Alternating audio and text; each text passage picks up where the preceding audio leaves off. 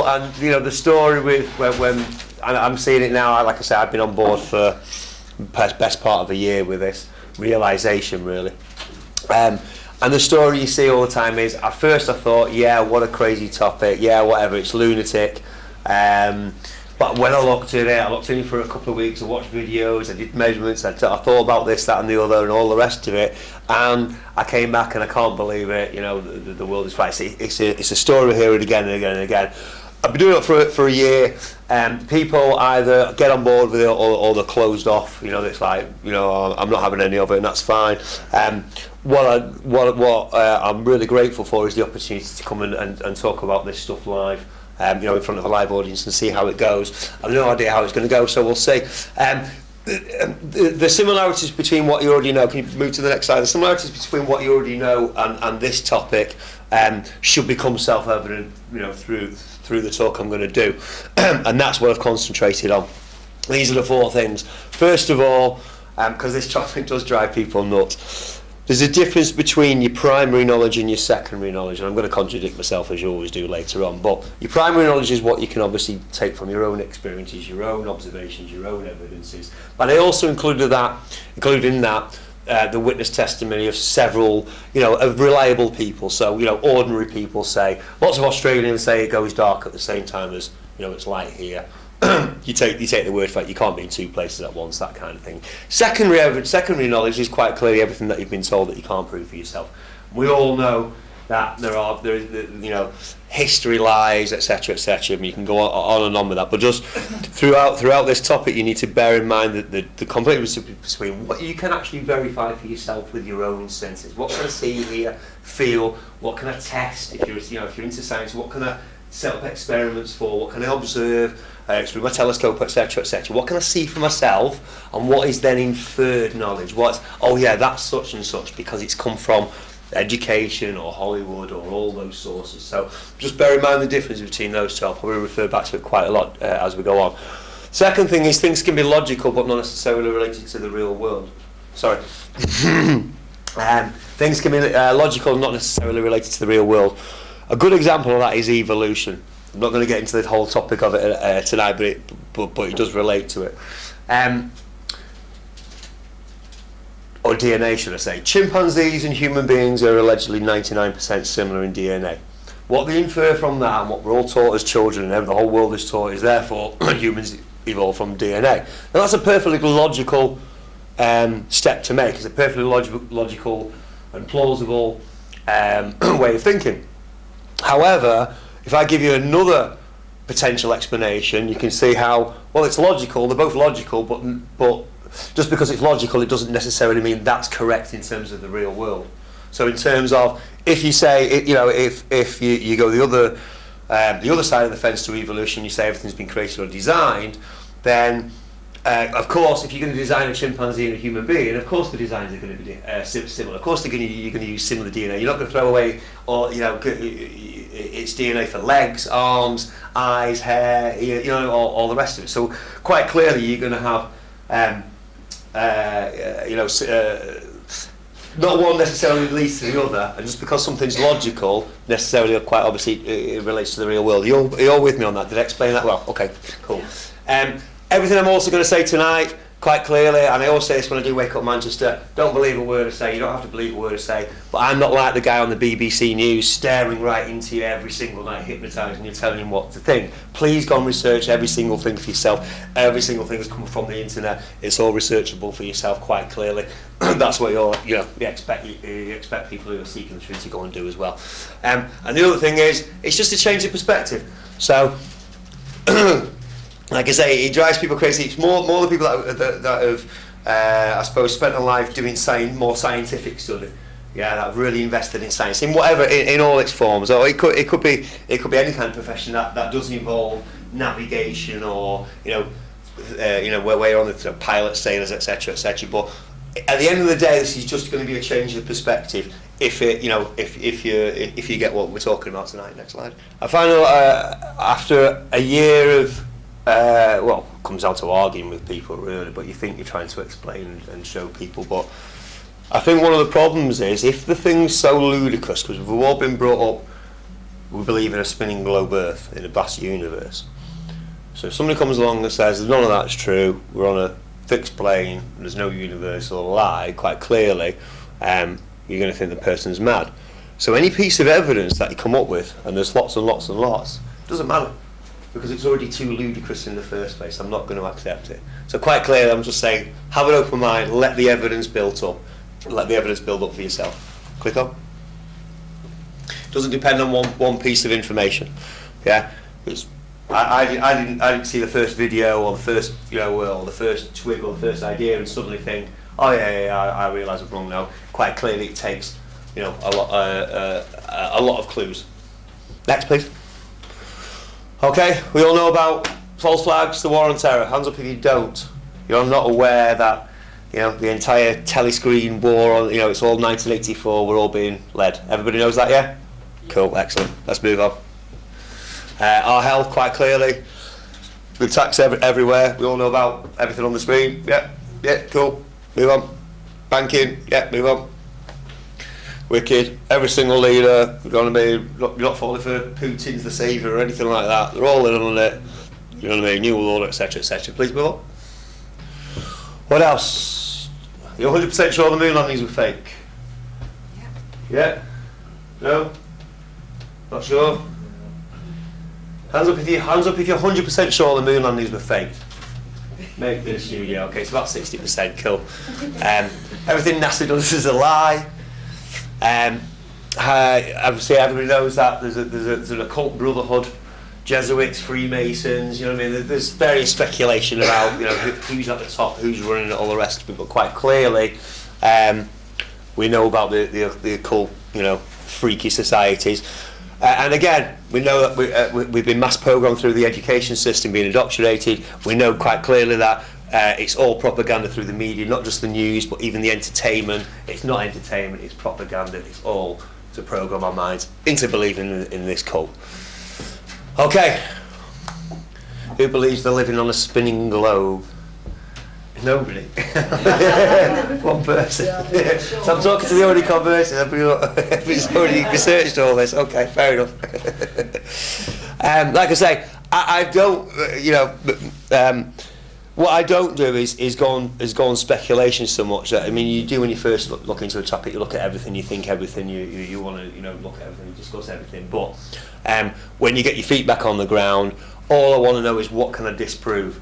Okay, if there's something that I can't prove, then there's no point in saying that obviously this is fact. What I think this whole thing needs is for people to realise that we've been deceived, realise that that isn't the model, and then obviously, especially the scientific among us, to go out and find out what the hell is the model.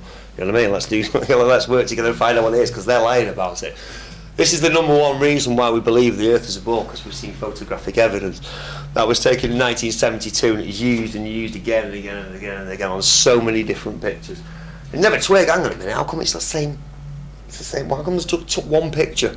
You know what I mean? Photographers take hundreds of thousands of pictures of one rare bird or whatever it is. We'll come back to it in a minute. Next slide. Everybody's got a globe in the classroom. Everybody's a globe in every classroom. That's another reason. We just taught it. 2 and 2 is 4, and the world that you live on is a ball. The difference between primary knowledge and secondary knowledge. Nobody's ever seen that. You've never seen that. It's the secondary knowledge. This is where we live. Okay, fine. Everybody gets taught it. Everybody believes it. Somebody says, "Is that true?" You get laughed at. You're completely insane. You're completely out of the room. You know? Is this science fiction or science fact? Again, nobody's ever seen it. We've never actually had a picture of it. We've seen planets and what have you from the ground, but this is all conjecture, and again it's programmed into us via education again and again and again. Next slide. Obviously with this subject we've been looking out for genuine photographs.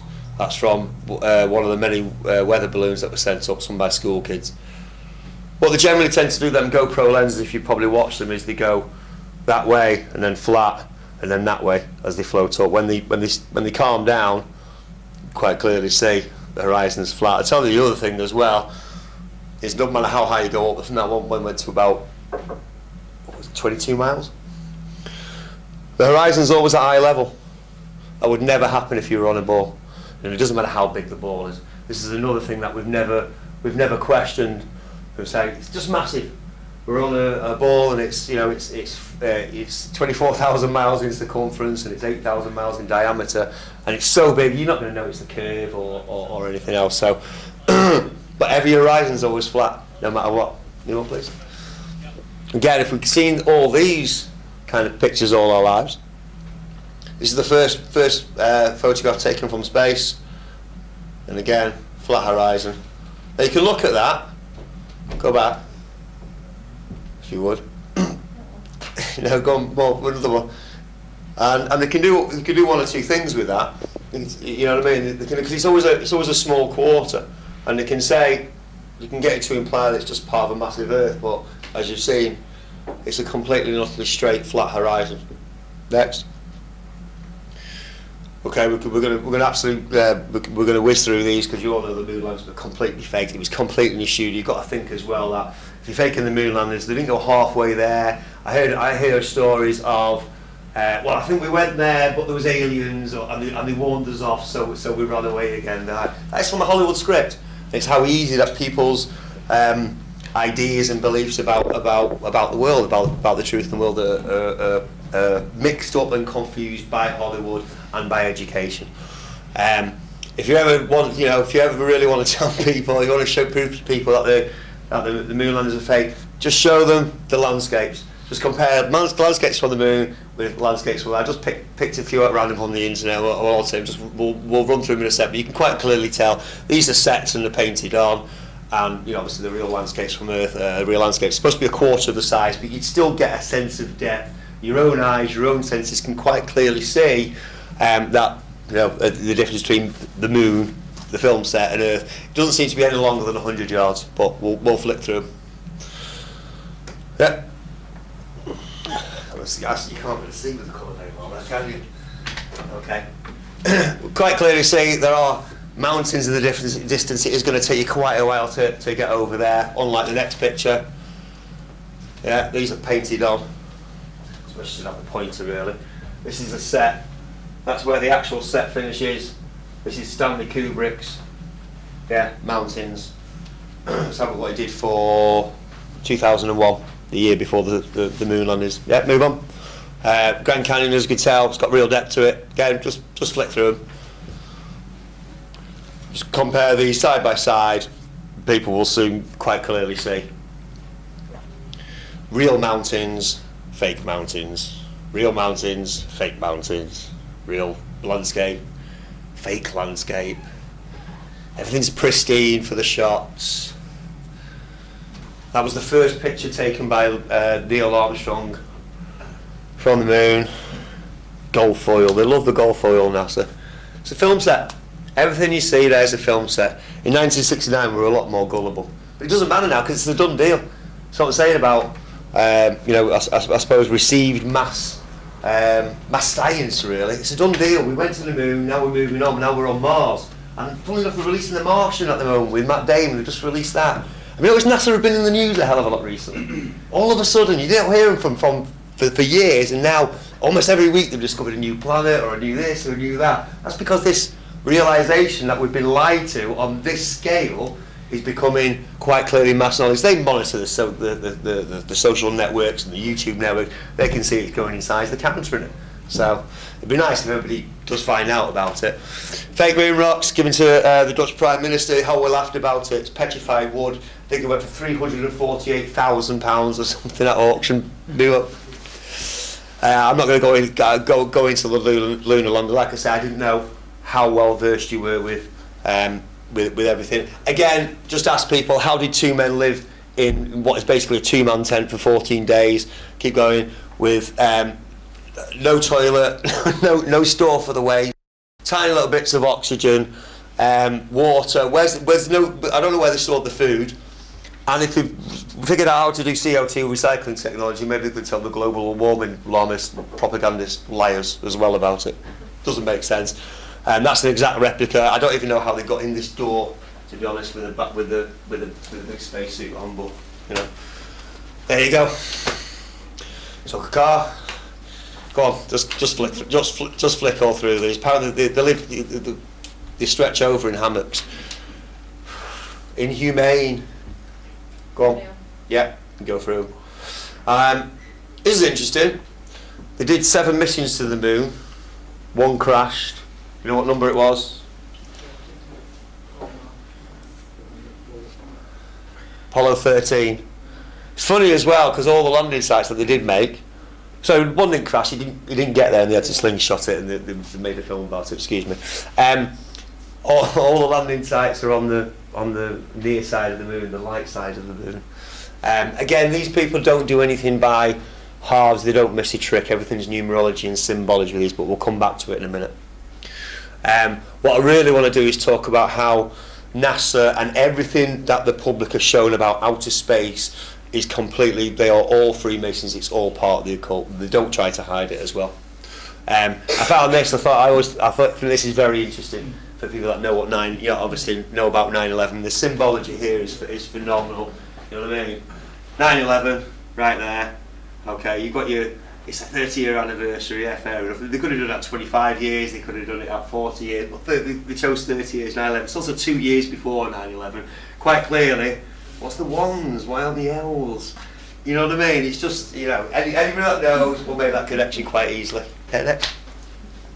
You've got your double-headed eagle, the Rothschilds, your square and compass, our men on the moon, 33-degree right, southern, Albert Pike's chapter of the Occult Brotherhood. Yeah, move on. All Freemasons. Move on. You can say you probably already looked all this up for yourself. Here's the crew of Apollo 13. They look really happy. Symbolism everywhere. Go on. Yeah.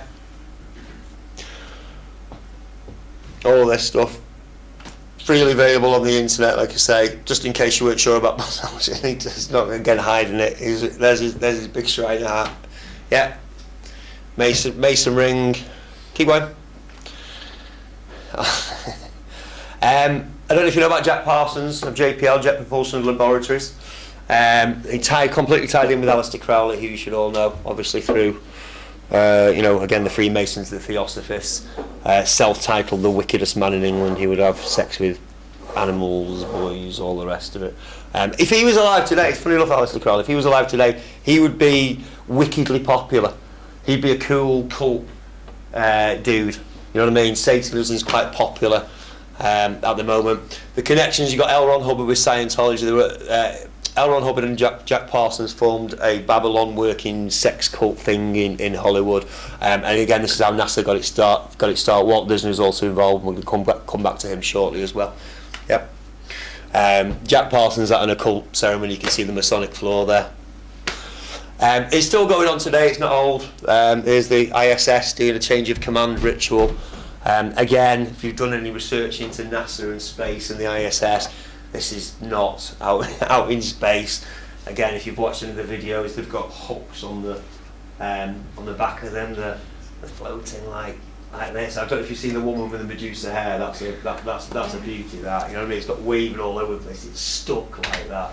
You know what I mean? But hey, there you go. Everything's connected with the occult with these guys. Yeah. Again, if you're aware of that that side of everything that's going on. You can see quite clearly how NASA, outer space, all of this connects in. Yeah, keep going. I love this. Motorcycle helmet's going to keep you safe from radiation, and a shiny silver suit, John Glenn, just brilliant. So they start going to trying to pretend that they went to the moon.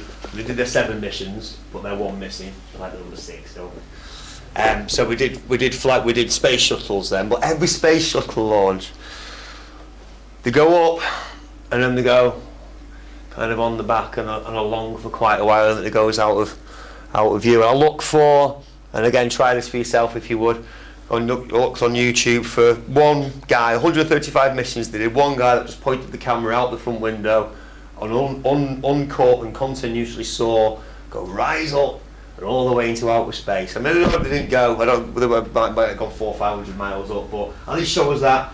Every single video cuts, and it normally cuts to a piece of CGI of the satellite spinning that they've got the payload for. Well, why not just keep it going? Every single one cuts. You always have to ask yourself as well, Why do all these launch stations like Cape Canaveral, Cape Kennedy and all these places, why are they all by the sea? If they're all going off the Earth up into space, why not have it in the middle of the land? What difference does it make? It's going up in it.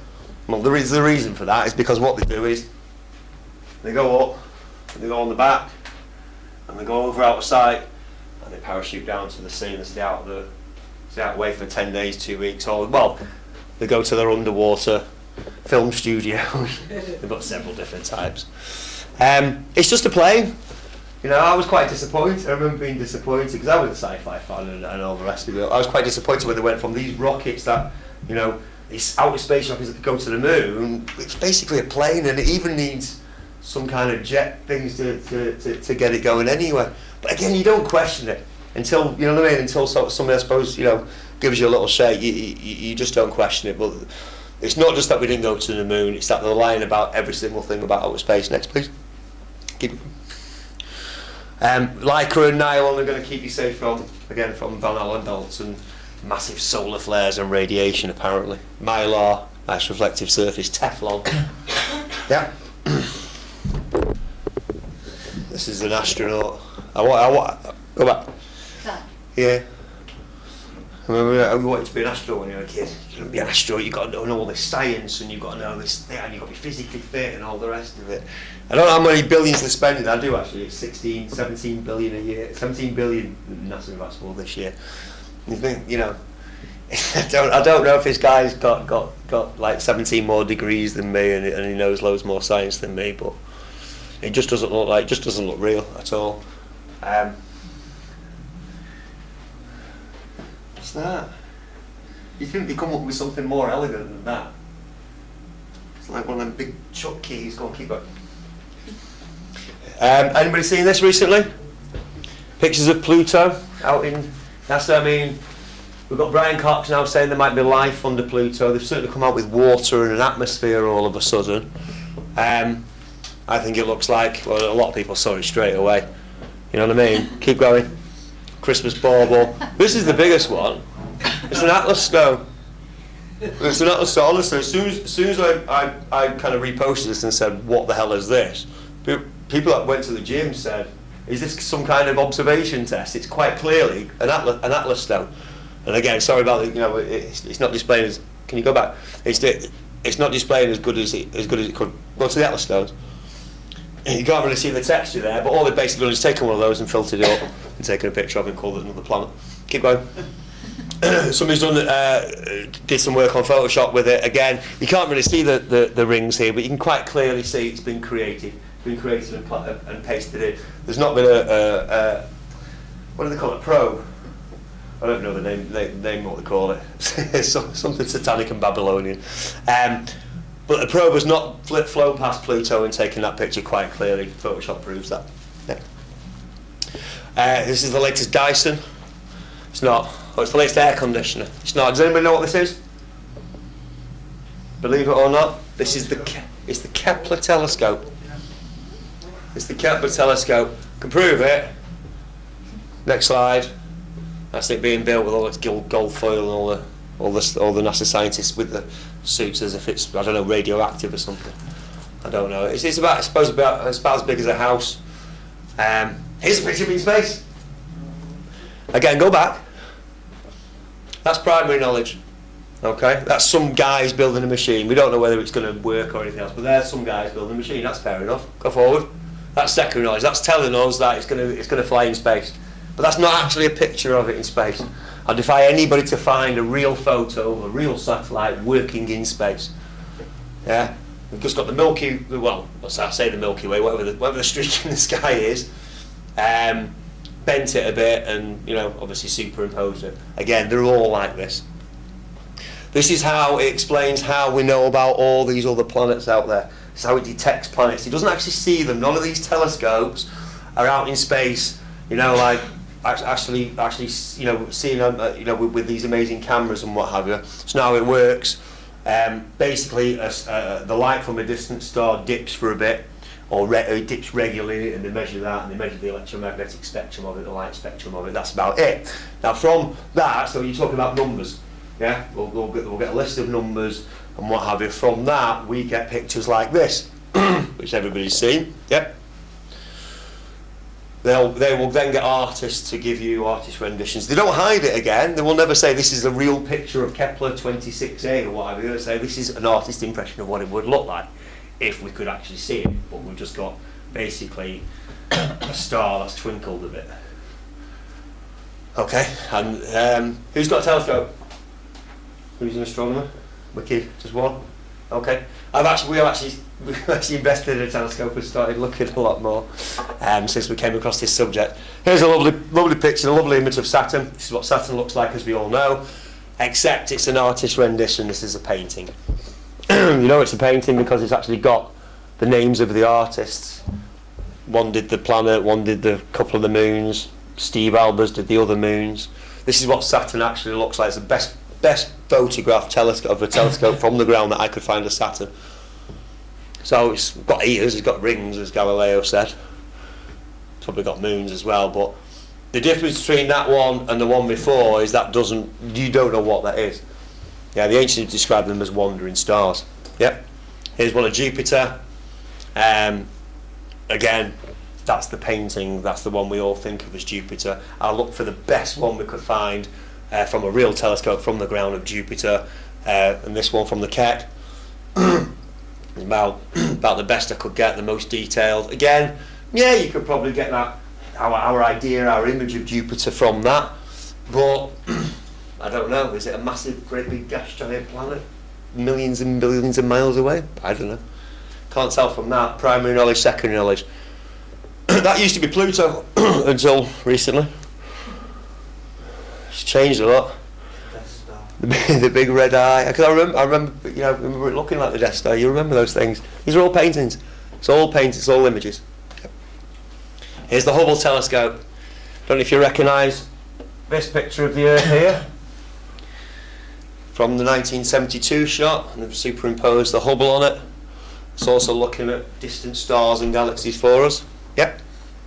I like this picture of the Hubble the best because, again, click, it's on the flat Earth. It's got a flat horizon, completely flat. Yep. Does anyone know how the Hubble telescope works? We looked into it, but you might know a little bit about it. It's got a big primary mirror, yeah, and it catches the light, and then it goes to the secondary mirror, and then off the secondary mirror goes into a little hole in the primary mirror, and that's where all the really special instrumentation is that does all the thing. Is that about right? Yeah, something like that. They don't explain where the light goes from the hole. Yeah, because obviously there's light shining in the hole. There's got to be a hole for the second mirror to get in, but that's not the important point. When you start looking at the so-called technology, all the different instruments that are on the Hubble, it starts to sound like a science. It starts to sound like science fiction. It starts to sound like somebody who wrote for Star Trek on it. Just go through it very, very quickly. I'm not going to read it all, but they all do pretty much the same thing. Yeah. And it basically admits right at the end that none of them we're not actually getting an image. This is from NASA's own website. But it's got all kinds of, and they sound great. The Cosmic Origins spectrograph, and they see near ultraviolet and near infrared and what, but then they're studying dark energy and dark matter, which can't be seen, can it? You know. The ACS, which is the advanced camera, so it sees visible light, so it's a camera. But it's designed to study some of the earliest activity in the universe, which I'm assuming is the furthest away. So if there's a camera and it sees visible light, the normal light spectrum that we and other cameras can see, how is it supposed to see the earliest and see dark matter and the most distant objects and search for massive planets? All these things.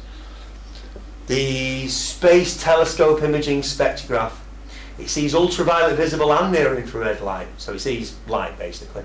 It's known for its ability to hunt black holes. While the COS works best with small sources of light such as stars or quasars, it can map out large objects like galaxies. And it goes on and on, and it's got all these special instruments, and then what we end up with is all these pictures from basically numbers. These are all artist impressions. Every single impression that you've got of a galaxy and a whole other worlds and everything else in your head have been put there by instruments that they don't add up when you start, like I say, when you start really investigating, really start questioning them. Yep. So the question is, why fake the moon landings then? A lot of people, a lot of truthers say, I realise the moon landings were faked. It's because of the Cold War with Russia. It's because of to encourage scientists. Whatever. You get all kinds of excuses, I suppose. Excuses for the rulers, but they're never beneficent. They're not. They don't do things for us. They do things for them. And whatever they do, whatever they announce, whatever major push they're doing, whatever they're selling through the media, it's never for our benefit, ever, ever, ever. Yeah. So if we know NASA have never been into space, how can we trust any of those images of the ball Earth that they're saying that they're taking on these missions? Yeah, they're going to outer space, but they're not. But they're showing us all these images. This is from Voyager, from 1977. It's apparently the Earth and the Moon in the same shot. None of it looks real. That got me really investigating into it. Is there any real video of the Earth spinning in space? There's a few stills. There's not as many stills as there should be. But there's no real video. You can find a few composites. I'm going to show one that they released this year. That'll really, if you believed anything before, you'll go, hang on a minute. There's no video. You'd want to see that. The Earth's supposed to be a magnificent spinning blue jewel in the vastness of space, and it's light lit up. It's the only one with life. Yeah, obviously, it takes 24 hours to turn. I realise you're not going to see much of it, but I'd like to see, just for 10 minutes or 15 minutes. Show us. ISS have got a live feed now. I don't know if you've had a look at it. Again, that's not the whole ball Earth spinning in space, really. You've never seen it. Again, investigate for yourself, because that's what really got me really thinking on it. We've got all this equipment out there, all these satellites, all these missions and probes. Why not any real videos of real? People wouldn't believe me at first when I show it. How many seen this before? Nobody's seen it? A couple.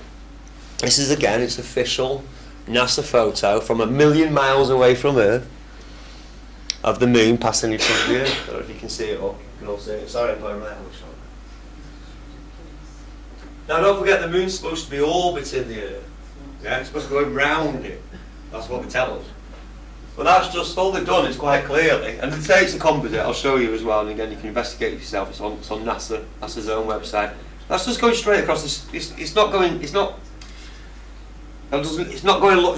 around the Earth. That is it. All they're doing is passing it in front of the Earth and spinning the Earth a little bit. And as you said, there's no actual movement of the clouds.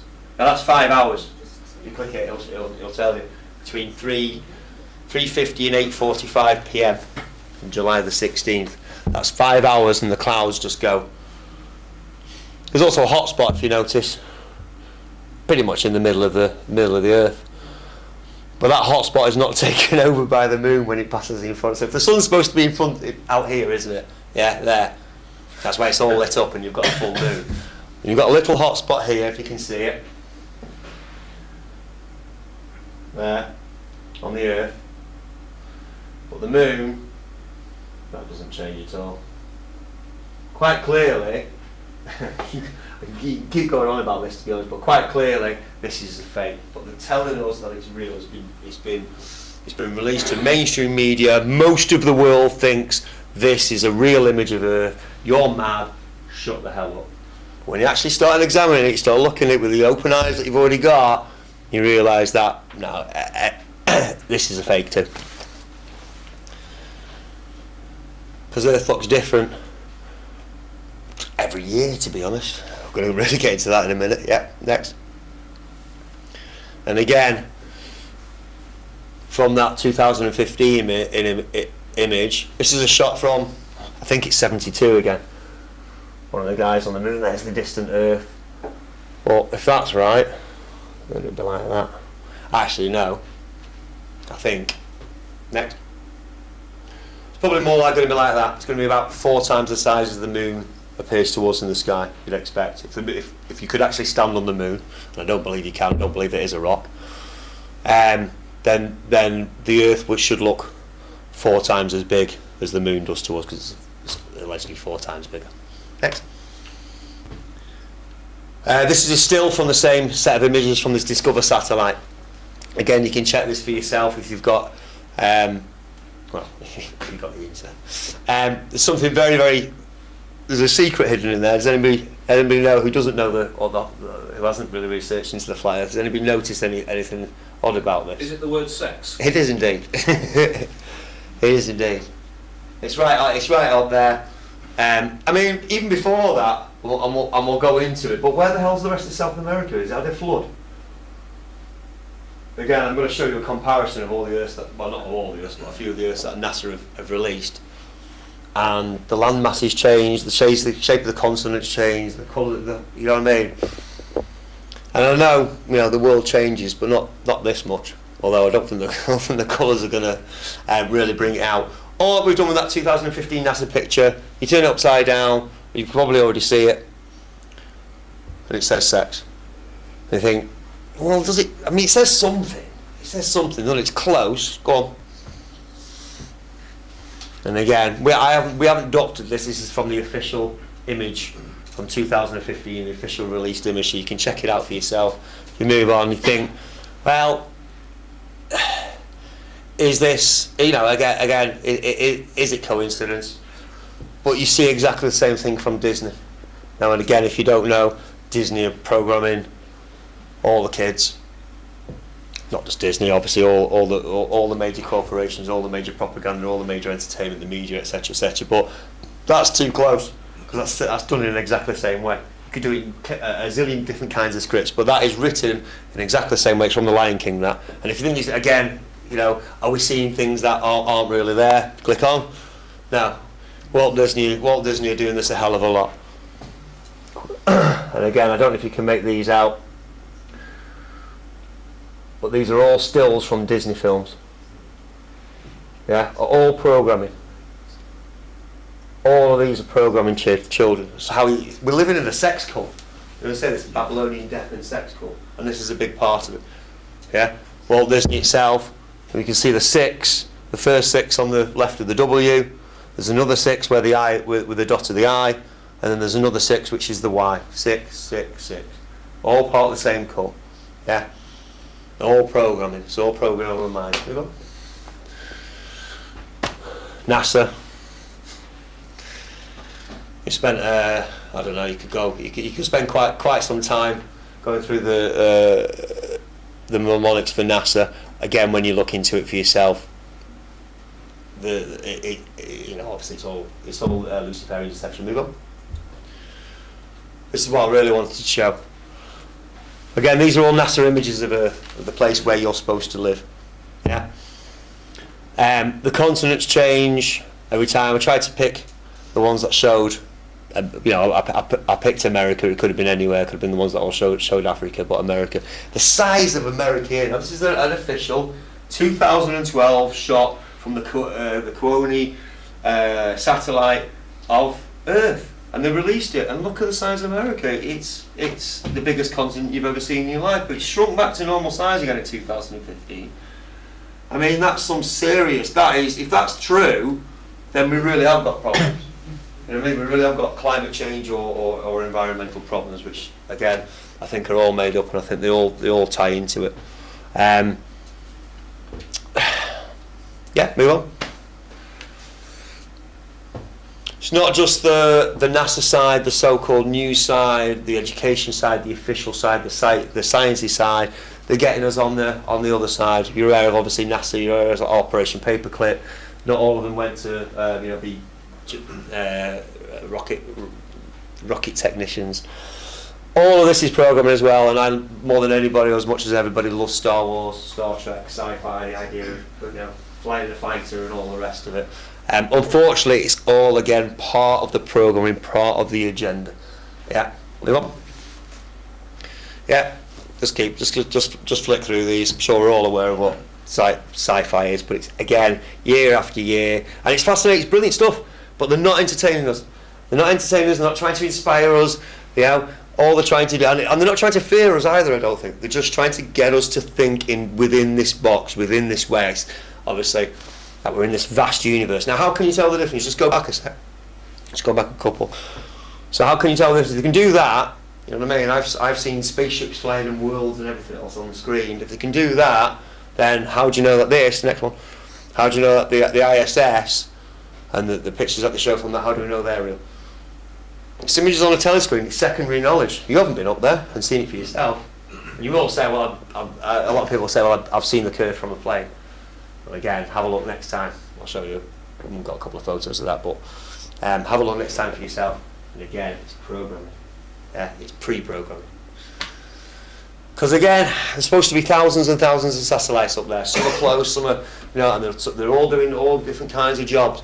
But any time you see, go back to the ISS one again. Anytime you see a picture from us, there's never any other satellites on it. And they've started to put a few stars on now, but just a little bit of token stars. You'll never see all the constellations. That's why you never see any stars on the moon, by the way, because it would be. I would imagine it'd be a pain now, but they've got green screen techniques and everything else to get all the constellations right. So the question, they couldn't do it in 1969 or 1972. Go on. Yeah, go on.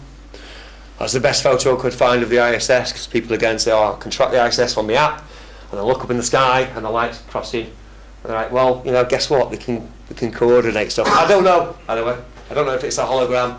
Again, that's the closest, best photo I could get from a ground telescope. Doesn't look solid to me. Again, you know, it's conjecturally up in your own mind, but that again, it doesn't. It doesn't look solid, and it doesn't look like they're taking, you know, all those photos for us. Yep. Yep. More completely different images. I really wanted to add that one for the 1967 one, and again, just some mad colours. Unfortunately, the screen's not bringing it out. But how can the Earth change that much? You know what I mean? And it goes backwards and forwards. Whether it goes brighter, and then it goes duller, and then it goes brighter again, and then you know what I mean? You know, they give us a different picture every time. But again, until you put them all together and see. Because obviously they keep us distracted and occupied the whole time anyway, so that's why people find it hard to connect the dots anyway, you know, on the regular stuff, on the false flags and the falseness of left and right politics and all the rest of it. Yeah. Lots of,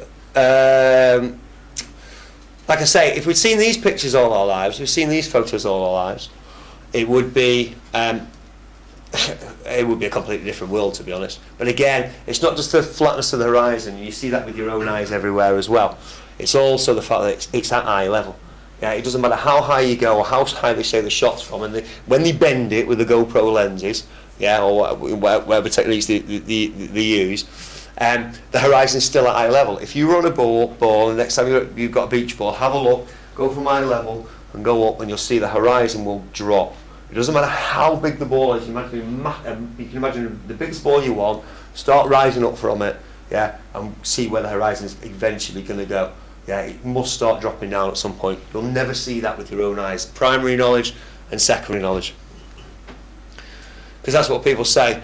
If I would say you've seen the curve from a window of a plane, or from a mountain, but you've seen the curve in photos. But here we go. We've got one from the ISS is supposed to be 250 miles up, and it's not curving quite as much as Felix Baumgartner's famous jump from 2012, from 24 miles up. So from 10 times higher, the curve's not quite as much. They're just manipulating the images. It's quite clear.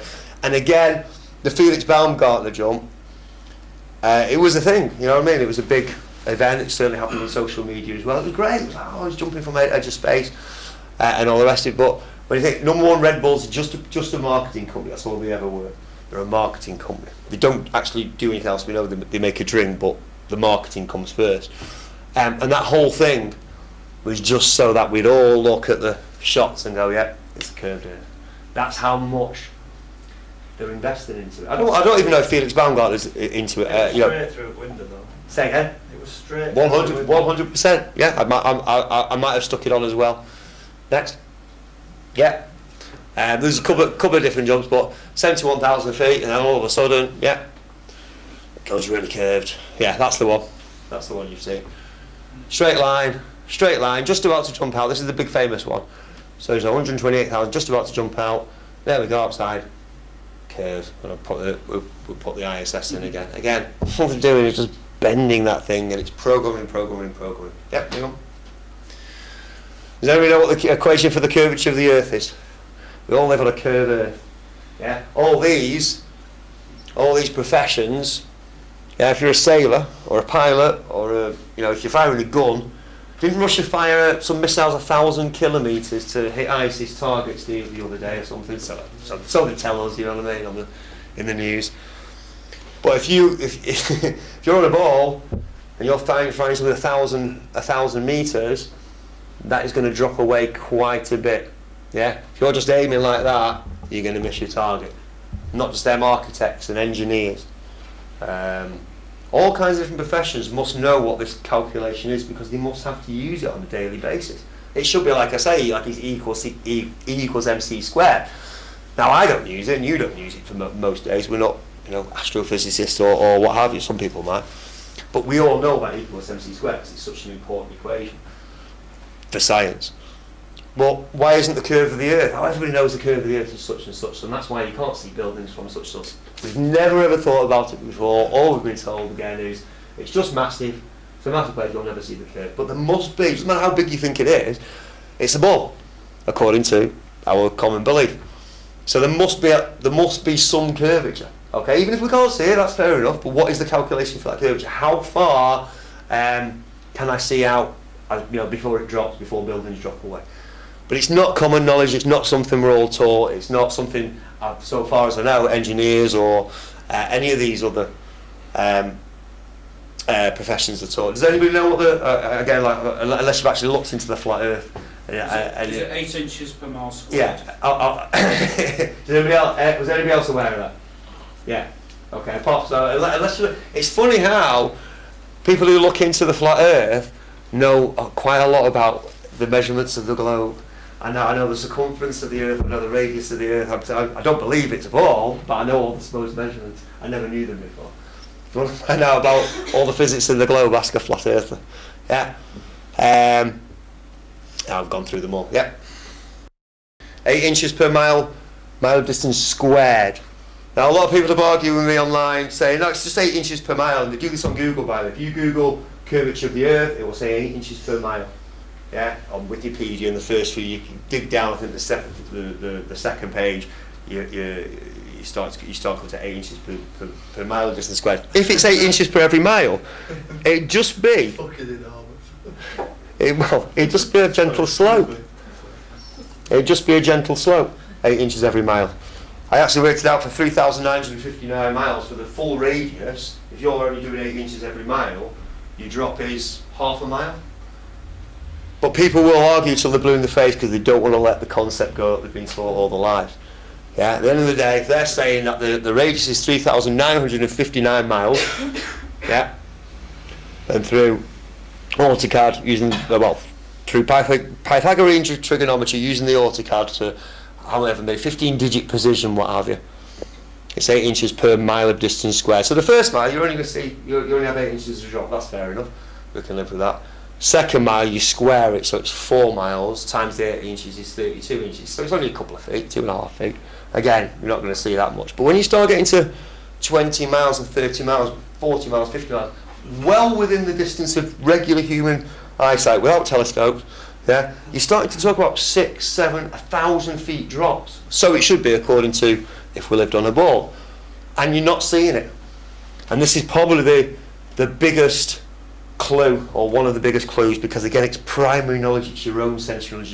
You can go anywhere in the country or anywhere in the world and do this, and we've got some examples coming up anyway, but see a long distance where things should have dropped over the horizon and they're quite clearly not yet. Well, famous Semiramis statue of slavery, because they do things in reverse, the Satanists. 326 feet above sea level can be seen from 60 miles away. 60 times 60 times 8 inches works out to 2,000 feet below their eyes. If you're 60 miles away, it should be 2,000 feet below. You shouldn't be able to see it from 60 miles away. Now, as it happens, actually, this is secondary knowledge. I haven't seen that for myself, neither have you. But again, you'll be able to do this with your own eyes, your own experience, in your favourite flat places of water. Yep. Notre Dame, Antwerp in Brussels can be apparently seen from 150 miles away. 2.8 miles below the horizon. It should be from there. Again, the planet's both ways around, so you can see. Apparently, you can see out to sea from the spire, but ship captains can see the spire from all that far away. Again, that's a secondary knowledge, but there's a lot more examples of this. This is one of the most famous ones within the flat Earth community. It's a picture of Chicago. Sears Tower, although I'll say in another slide, it's only 1,400 feet high. We'll give the globe Earth some slack and say I believe it's 1,800 feet. Obviously, it's 1,800 feet above sea level. Now, this picture was so it's so damning for the globe Earth that mainstream media in America thought fit to do a little piece on it. So this photo has been taken by Joshua Nuki, all the way from, I can't remember, it'll come up in a sec, but it's 60 miles away from Chicago. To be honest with you, we should only see like the very top, maybe the very top of the Sears Tower. Move on. Actually, explain that. I took a Google image. To be honest with you, from here, so I'm going to show you a few images now from all around this coast, across Lake Michigan. Yeah, from here to here is 37 miles. Yeah, and obviously as you move around, it's going to get more and more and more and more. And I've got another map, but there's about 5 or 6 photos I'm going to show you now. All the way around here. St. Joe's is the biggest one. It's 59, 60 miles away, right across the bay, and that's flat. Yeah, that's flat sea level. Okay, it's going to be choppy and wavy and all the rest of it, which is one of the reasons why you can't see the buildings, but they're all different.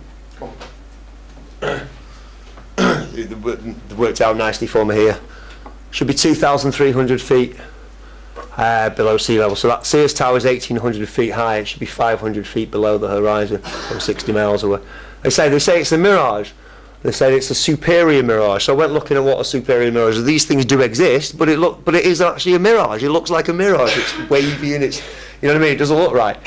And you can tell it's not a one-off because I went looking for more photos of Chicago from different places. Just flick through them. From Stevensville, you see virtually all the skyline there. Go on. It's not a one-off.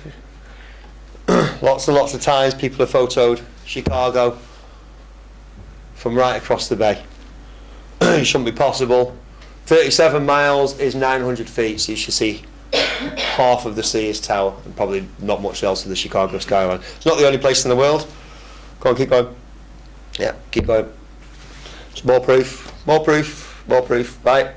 Do you know in Italy, 81 miles from the Isle of Gorgona, which stands 70 feet above sea level.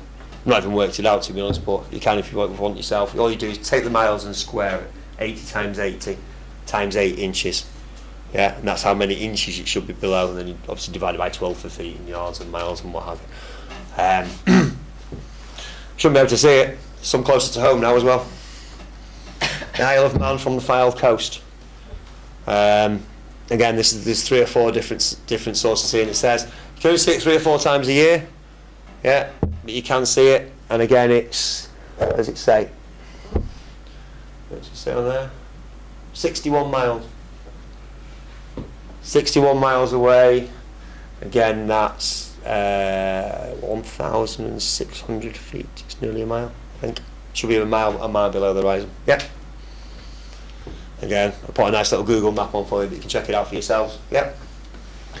From Cleveley's, completely different shot, completely different photo source.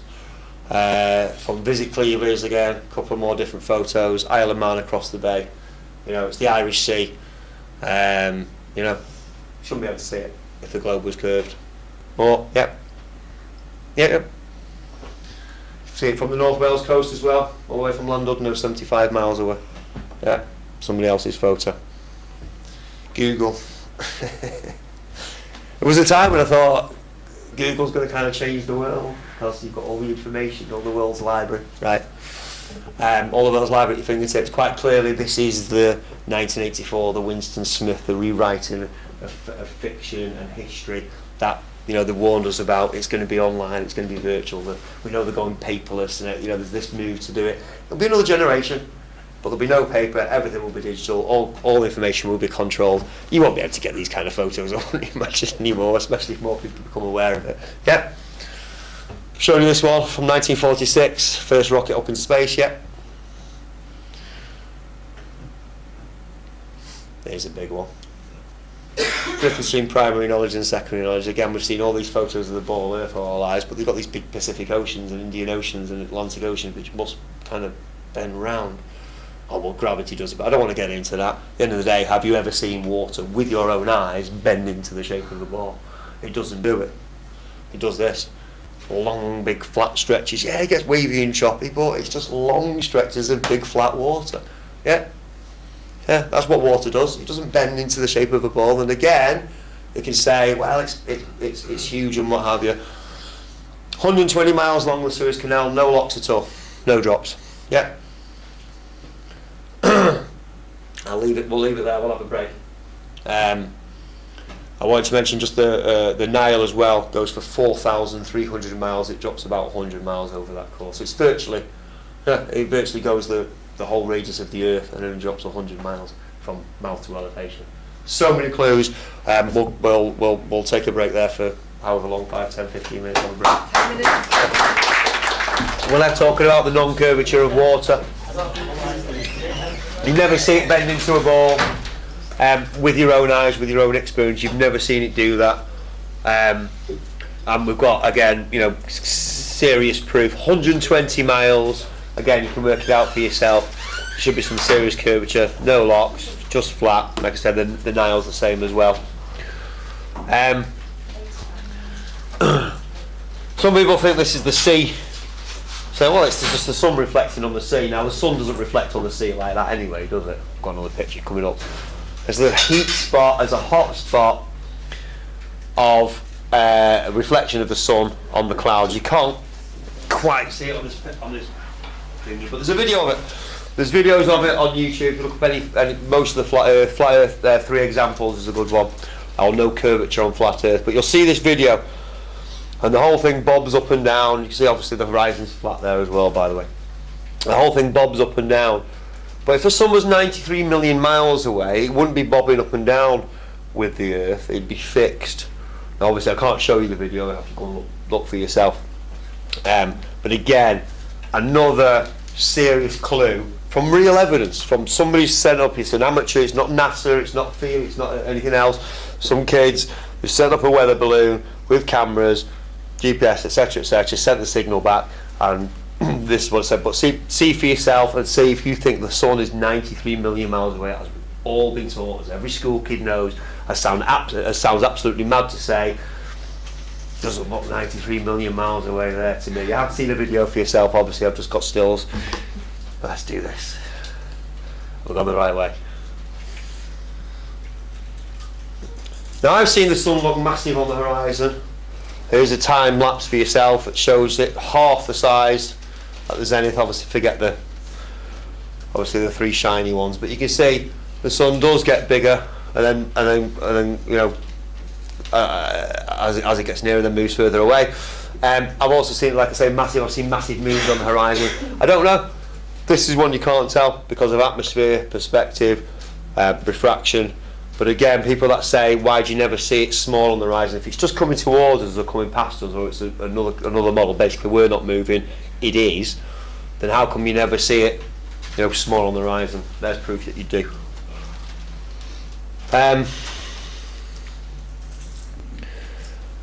Here's something you never see. Whenever you see the sun reflecting on water, the reflection is all the way to the edge of the water. If you stand at the edge of the water, it always comes all the way.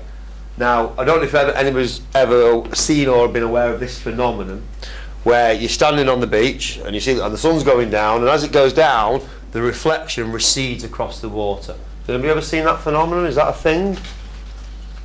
I've never seen it. It just kind of, it's there, and then when the sun's not there, it's gone.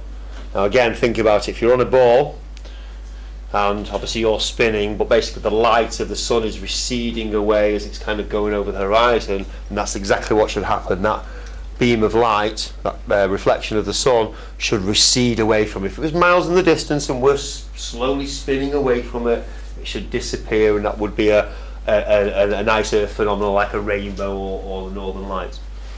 It doesn't do that. It can only do that from above if the sun's directly above us. It can only do that kind of reflection on water if it's above us and obviously receding away. I can't get used to this now. I've seen the curve of the earth when I've been on a plane out of the window. I tell you now, you haven't. You've been pre-programmed to think that. There's a photo to prove it. Again, that's what you actually see. But look for yourself. Again, look for yourself. Next time you go on a plane, once it reaches cruising altitude, 35,000, 37,000 feet, it's about 7 miles. They only go about 7 miles up planes. So you're not. And people say, well, you're not. Then they reverse it and say, well, you're not going to see the curve from that high up anymore, from that level altitude. Ayers Rock, massive flat horizon. Ayers Rock's 15 miles long. I've no idea how far that makes it in the distance. No curve. The moon's a really interesting one. I don't get into it here. Again, the moon, you see a light in the sky. You can go back to the moon landings with this. How it, I'm not going to go into it. It's over a few minutes. It glows. It glows in the dark. That's our experience. We see it glow in the dark. Has different phases. But again, all those shots of the moon from the moon with a, running about, just double speed them. By the way, you can see them just running about. But they're all grey. They're all grey dust. It's not glow. Rocks don't glow like that. You've got the White Cliffs of Dover. It's about the whitest, about the brightest you can see in bright sunlight. But it doesn't glow don't glow in the dark. And like I say again, the sun, that's lit up by the sun, millions of miles away. But there's no hot spot on it. It's always evenly lit. Yeah. I haven't got the pictures of it actually, because like I said, the moon's a whole other. You could do a whole talk for a couple of hours just on the moon. The other thing I say really is use your own senses. When you see the crescent, up to about the crescent, between the crescent and the half moon, especially as the sun's setting, check to see. If you've ever played pool, you should know your angles. Yeah, when the white ball comes off, you know what angle it's supposed to be. So check the angle of the moon as the sun's setting. You'll see it's about 10-20% degree off. When you actually start watching it for yourself, noticing the sky. Obviously, got to be a clear sky. We don't get many of them with the geoengineering nowadays. Tilt of the Earth is 23.4 degrees according to Wikipedia, the official rulers. Coincidence that to carry on to the vertical, it's 66.6 degrees. Coincidence that the moon's rotation on its own axis is the same as its orbit on Earth, so we always see the same side of the moon. Solar eclipse that the moon's 400 times smaller, but the sun's 400 times further. It just so happens that Earth's in the Goldilocks zone for life and everything, all the wonderful life that we see. But it's unimportant amongst all the billions of planets. That's why we're spending billions to look elsewhere. It's got all the right elements for life. Polaris is one of the biggest ones as well. Everybody knows about the North Star. It stays above the North Pole, virtually above the North Pole, night after night, year after year. Sailors quite famously guide and navigate by it. But if you think about it again, we're all taught we're on a ball Earth. It's spinning around at 1,000 miles an hour, 24,000 miles circumference, 24 hours in a day. It's going around the sun at 67,000 miles an hour. The sun's going around the galaxy at 500,000 miles an hour, and the galaxy is supposed to be splitting apart from the Big Bang at 670 million miles an hour, something ridiculous. Check again, NASA, for yourself. The numbers are astronomical. So all these galaxies are flying apart, and the Earth's spinning around and wobbling around and all the rest of it. Yet, from 24 trillion miles away, the North Star, Polaris, still tracks the Earth no matter what. And in fact, they all do. All the constellations, they stay in constant relation night after night, year after year. Yeah, they spin about and all the rest of it, but there's no parallax, there's no movement with the stars at all. Coincidence, all the time coincidences. I mentioned this before about all the moon landings, supposed moon landings. They're all on the same side of the moon. There were 7 missions, 1 failed, number 13. So if you know your Freemason, your occult, your symbology, your numerology, all of that kind of stuff, it all fits in with this. This is what I think this kind of thing is where people get really crazy, because they might have studied science and it works. They might do it for a job. They might spend their whole life doing it. So one of the reasons why people can't accept truth, whether it's this crazy subject or whether it's just false flags, I say just false flags, vaccinations and GMOs and all the rest of it, They generally spend their lifetime investing in it, whether it's studying it or whether it's their whole life and career and profession, to then turn around and say, oh yeah, I was duped. Oh, I'm really clever, but I was duped. You know what I mean? A lot of people won't do it, and I think I think the rulers do it. I never knew Isaac Mason. To be honest with you, there's no actual direct link with him being a Freemason, and I did look. There's a Freemasonic lodge named after him. So, that normally gives a guide. He was certainly an alchemist. Yeah? Which today, if you say in science, I'm an alchemist, they say, okay, you're a quack. Okay? You're trying to turn lead into gold, etc., etc. Not what I really want to get into. But again, Newton wrote Newton's Principia, the mass explained, so-called explained gravity. It's 3 times as big as the Bible, and it starts with the word if the earth is a ball. Same as famously Eratosthenes, the Greek guy who measured the curvature of the earth. Again, you've got to assume that the sun's millions of miles away and the earth's curved in the first place to come up with that result. All of it is connected. Another great hero of the 20th century, Einstein. Yeah, Einstein. It's like April Fool's.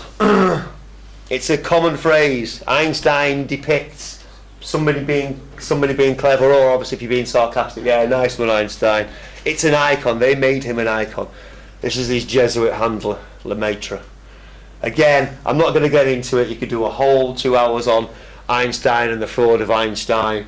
All of his ideas from other scientists that came before him, Lorentz, Poincaré, Maxwell, could go on and on. Again, research for yourself. All of these heroes. We don't expect it with science. We've seen it with politics. We've seen it with historical figures. We know World War II and all the rest of it, but we don't expect it with the sciences, because isn't science, evidence-based? Isn't observation? Isn't it the primary evidence that we were talking about before? But unfortunately, again, there's 2 sciences. There's your experimental science that we know about, and then there's experimental science, which is what we expect as science, what we all did in chemistry classes and what have you in school. You do something, you observe the results. But everything's theoretical science nowadays. After Einstein, everything after Einstein. And Einstein came along just after something called the Michelson-Morley experiment, which I may or may not mention shortly. Again, look it up for yourself. They don't do things by half. It's like I said about how suddenly NASA are in the news every week, because people are starting to twig onto this. This has become quite a big thing on social media. So again, at the end of the 19th century, people were doing real experiments and finding these results. But they've got the means they own the presses. Just like today, they own all the media. So they control the means of information and control people. And they also control the education system, because every textbook that we ever read was published by a big publishing house. Who owns those? Who says which writers get to get published or not? Really got published. Fantastic. Why? What you're writing about? Climate change. Okay. So it's everything's corrupt, as we know. Newton, Kepler, symbolism. Yeah, I wouldn't be photographed with a pair of compasses or on a checkered floor or with 666 or 30 or anything like that, because I know what the symbolism means. And I don't want to be associated with that cult, yeah? And I'm sure you're all the same. So you don't have a portrait taken. I'm going to come to Copernicus, because he's the main guy. He's the one that first started off the heliocentric idea.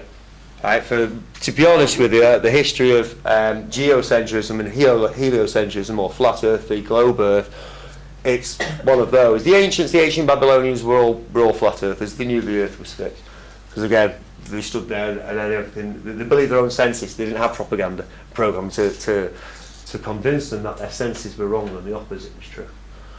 I'm going to come to Copernicus, because he's the one that really started off the revolution. In fact, it's called on the revolutions of the spheres. And like I say, symbolism. The big connection. Who's read some of the Gnostic stuff, the Hermetica? You come across that in your research? Anybody come across that? Yeah. Hermes Trismegistus, the Kybalion, Any of that stuff? Yeah, the Gnostic teachings. It's all connected. And like I say, these guys work by symbols. Again, you see, Washington DC, Rome, in London, there are big obelisks everywhere. There's domes everywhere. There's all-seeing eyes. There's sun symbolism. It's everywhere. We are living in a global cult. Science is a big part of it. A big part of this, what I really want to say about Copernicus and his revolutionary tract in the, I think it's the 15th, 16th century, is that there was no science involved with it. He got it from the Hermetica. He got it from Hermes Trismegistus. This is the famous tract that's translated here. I'll read it out to you. In the middle of all sits the sun enthroned. In this most beautiful temple could be placed this luminary in any better position from which he can illuminate the whole at once. He is rightly called the lamp, the mind, the ruler of the universe. Hermes Trismegistus names him the visible god. Sophocles Electra calls him the all-seeing. So the sun sits as upon a royal throne, ruling his children, the planets which circle around him. That's sun worship. It's sun worship. It's Babylonian sun, fire, Lucifer worship, the light bearer, the light bringer. Yeah, it's all connected. You see how I don't know what it is he's supposed to be holding. I just looked at it, I saw it, and I immediately saw all the symbolism in it. Mercury. I mean, do you know about, again, I don't think you'll have missed this statue being unveiled in America. The statue of Baphomet with the two kids. I mean, statue of Satan, basically. Yeah, Satanism's fine, no problem.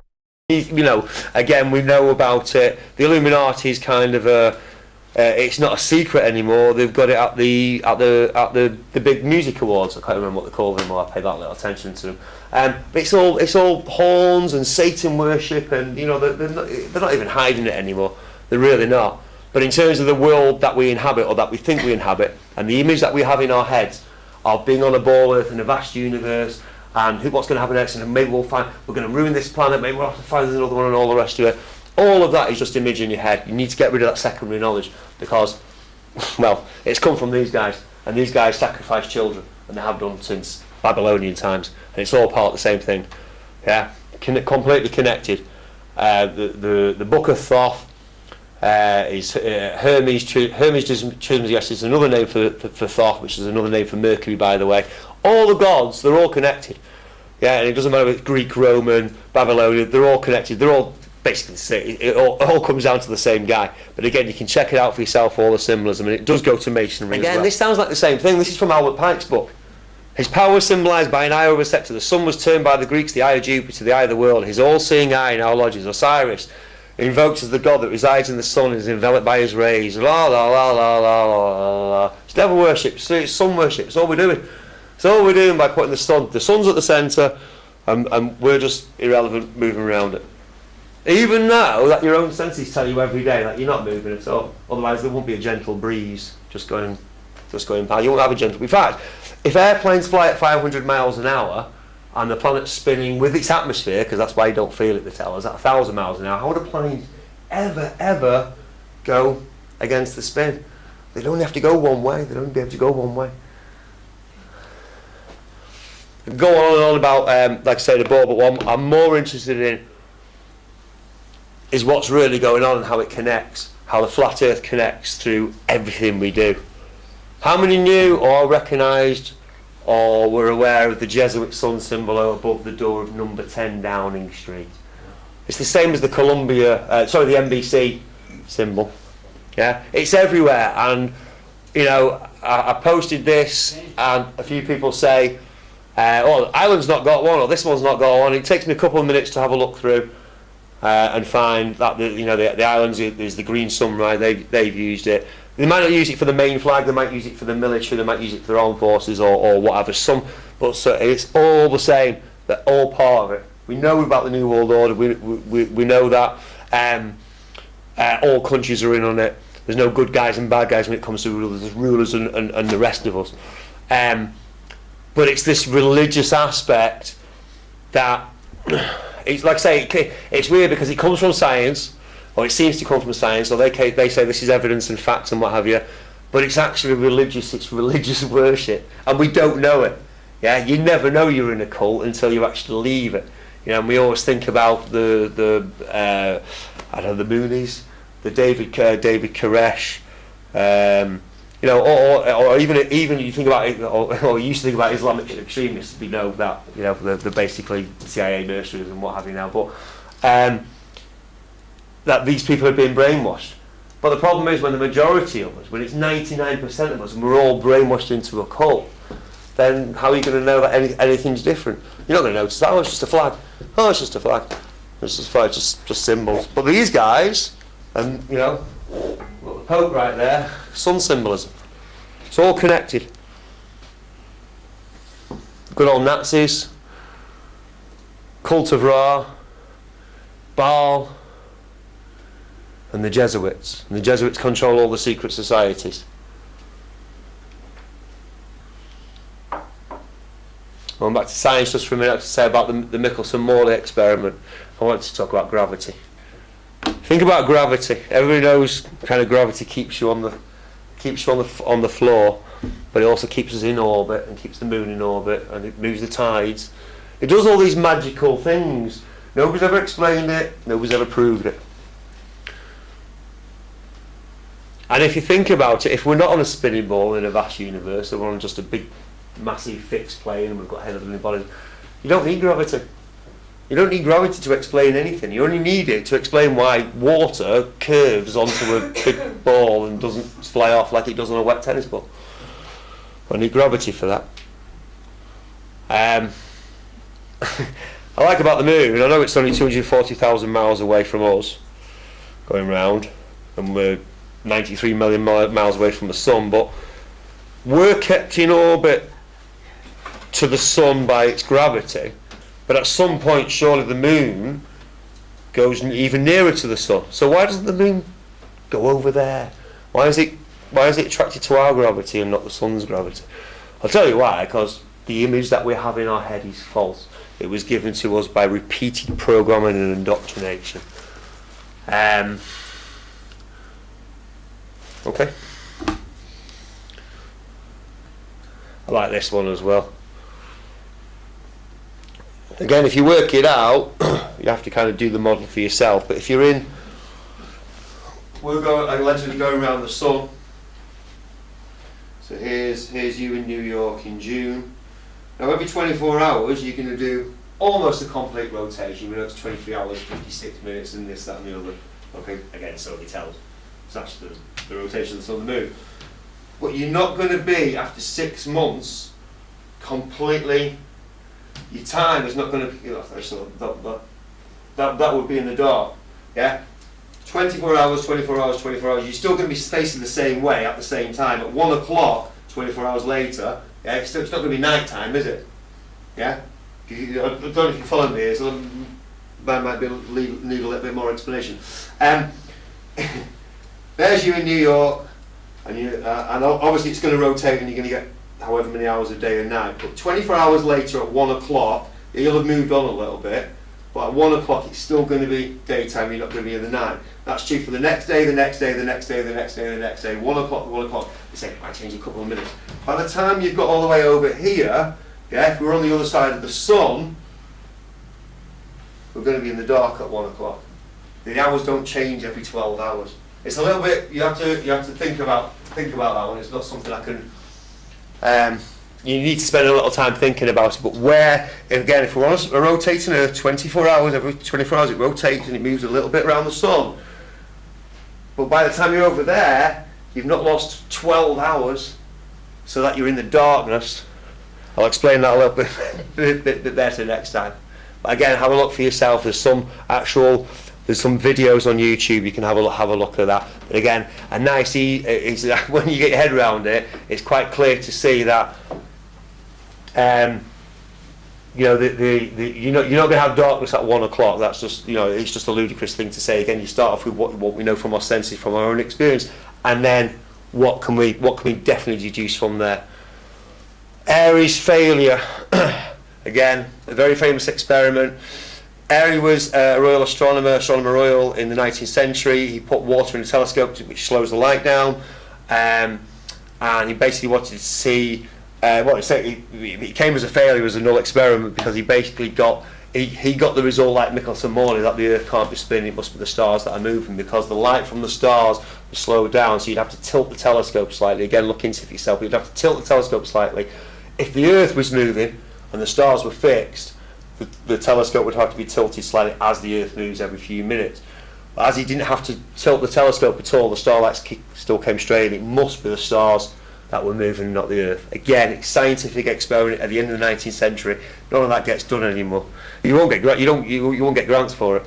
But Fred Hoyle himself, he said that the difference between heliocentrism and geocentrism is one of relative motion. We can't tell. Again, our own experience. We stand on a flat Earth and we see the sun go overhead every day, and we see the moon sometimes. Again, depending how clear it is. And then we see the stars. Not much in the city. But we're told that we're moving, and most of those are still, and that's fair enough. So we go, okay, that's fine. But there's no actual. The maths works the same for both ways. Antarctica is really worth looking into. It's got huge potential. This world is run by greedy. It runs on greed and sex and all the worldly desires and temptations that they can offer us to basically buy us and buy politicians and all the rest of it. They've got massive resources in Antarctica, huge amounts of coal and oil. It'd make everything really cheap. You're not allowed to go there, you're not allowed to drill. 58 countries have, I'm not sure how many countries, I do apologise.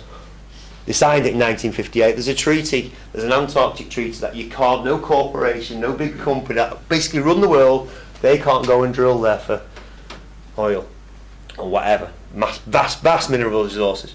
Yeah? They're not allowed to go. Is there any other treaty that stood that length of time? Why the Antarctica? Again, we previously thought of it, this little bottom bit of the pole. What's the big deal with the South Pole? Why is it so off limits? And again, I don't really cover it now because I've covered a lot and I haven't even scratched the surface. That is the way I feel. But you've got South America and Australia and South Africa. Yeah, there, and no flight goes under or across the South Pole. Not one flight. It'd be by far the quickest way to do it. Airplane fuel, well, probably suppose it's not now with the oil price dropping, but airplane fuel was pretty expensive. Certainly one of the major costs to run an airline. So why would you go thousands of miles out of the way if you could go? Certainly from South America to Australia. Yeah. Laws about going to Antarctica. If we decided, you know what, let's club together, let's go and see for ourselves, get a big boat, we'll do it in style, we'll do luxury, whatever, and we'll go and see for ourselves what's going on there. Anywhere we wouldn't be able to go. You get closed down, because it's been tried. Loads and loads more questions. Loads and loads more questions that you can ask. Horizon's always flat. We've covered a lot of them tonight anyway.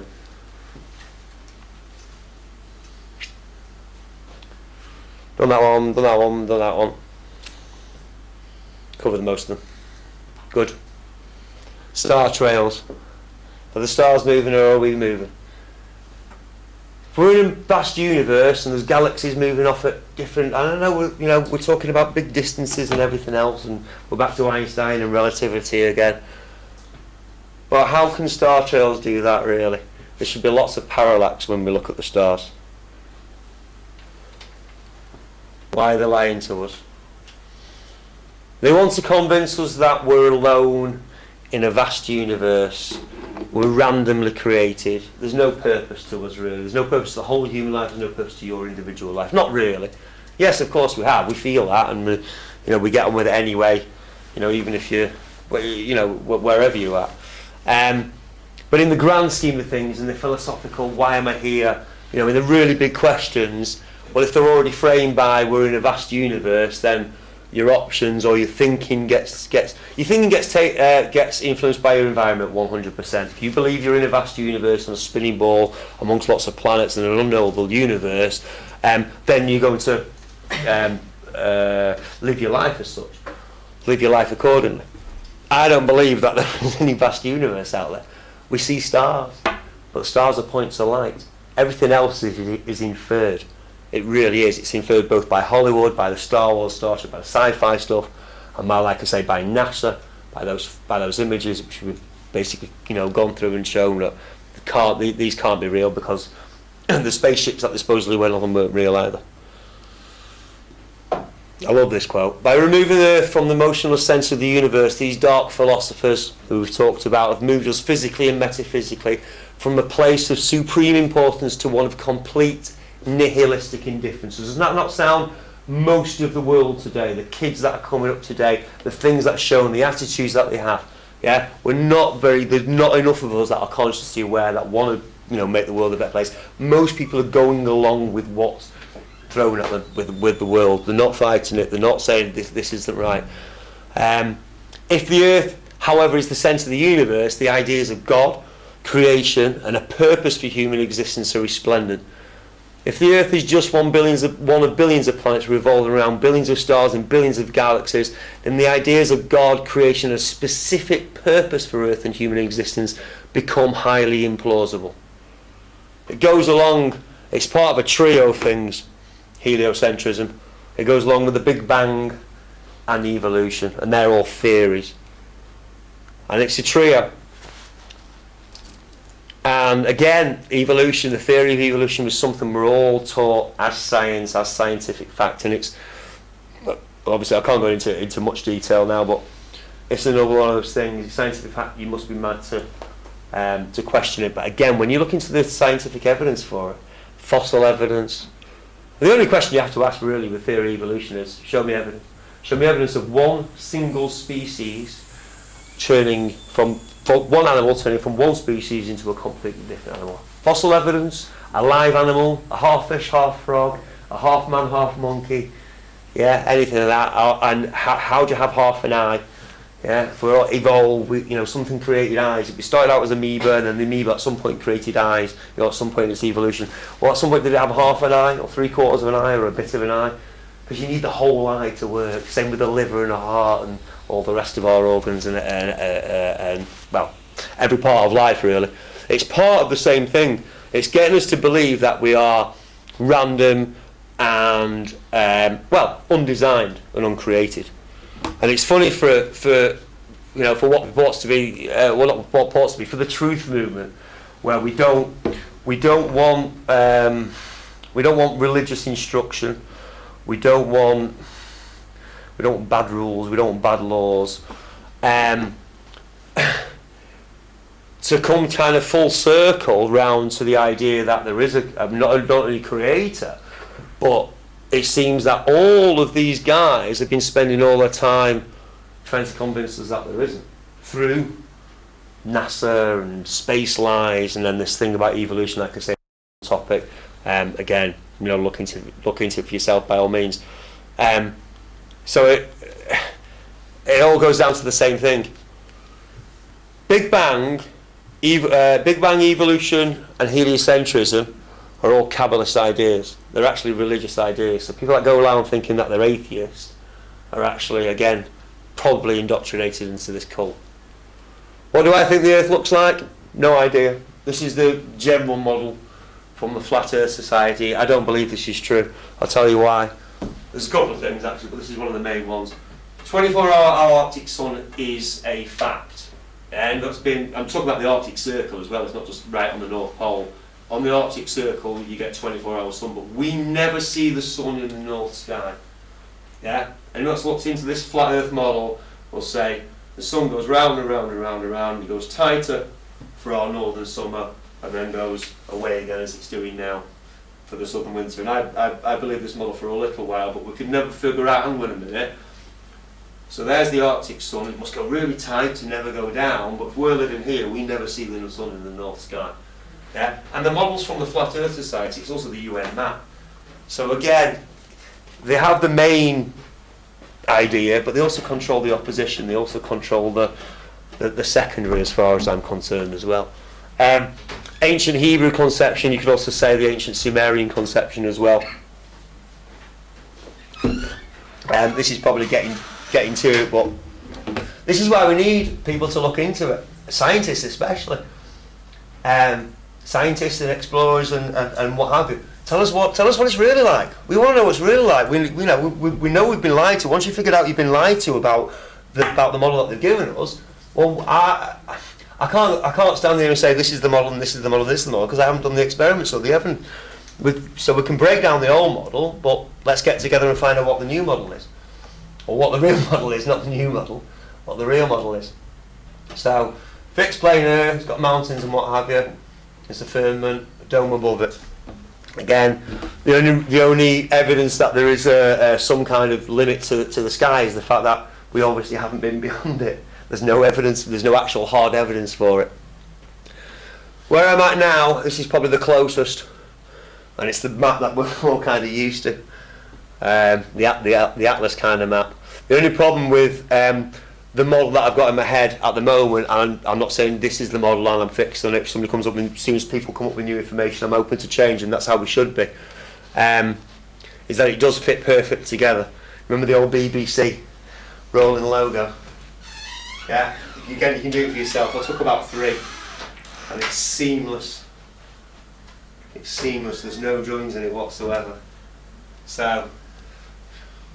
Here's me saying, I think the spinning ball Earth is just made up, but I think, and again, it wouldn't work if you could prove it one way or the other, but the sun rises in the east, yeah, okay, it will go further north and further south from the equator as it goes along.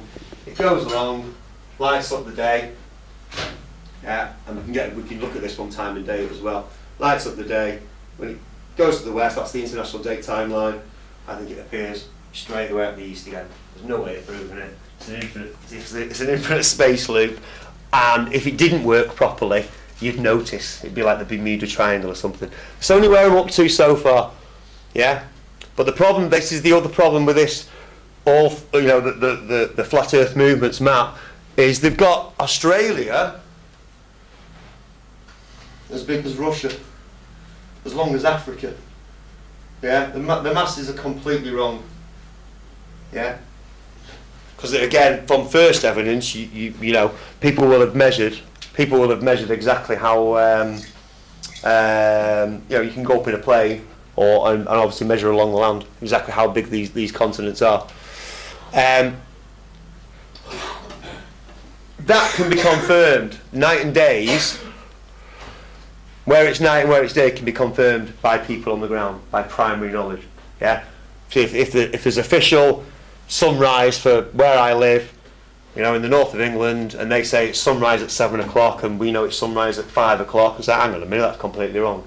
Yeah. The timeanddate.com will show you night and day patterns anywhere in the world.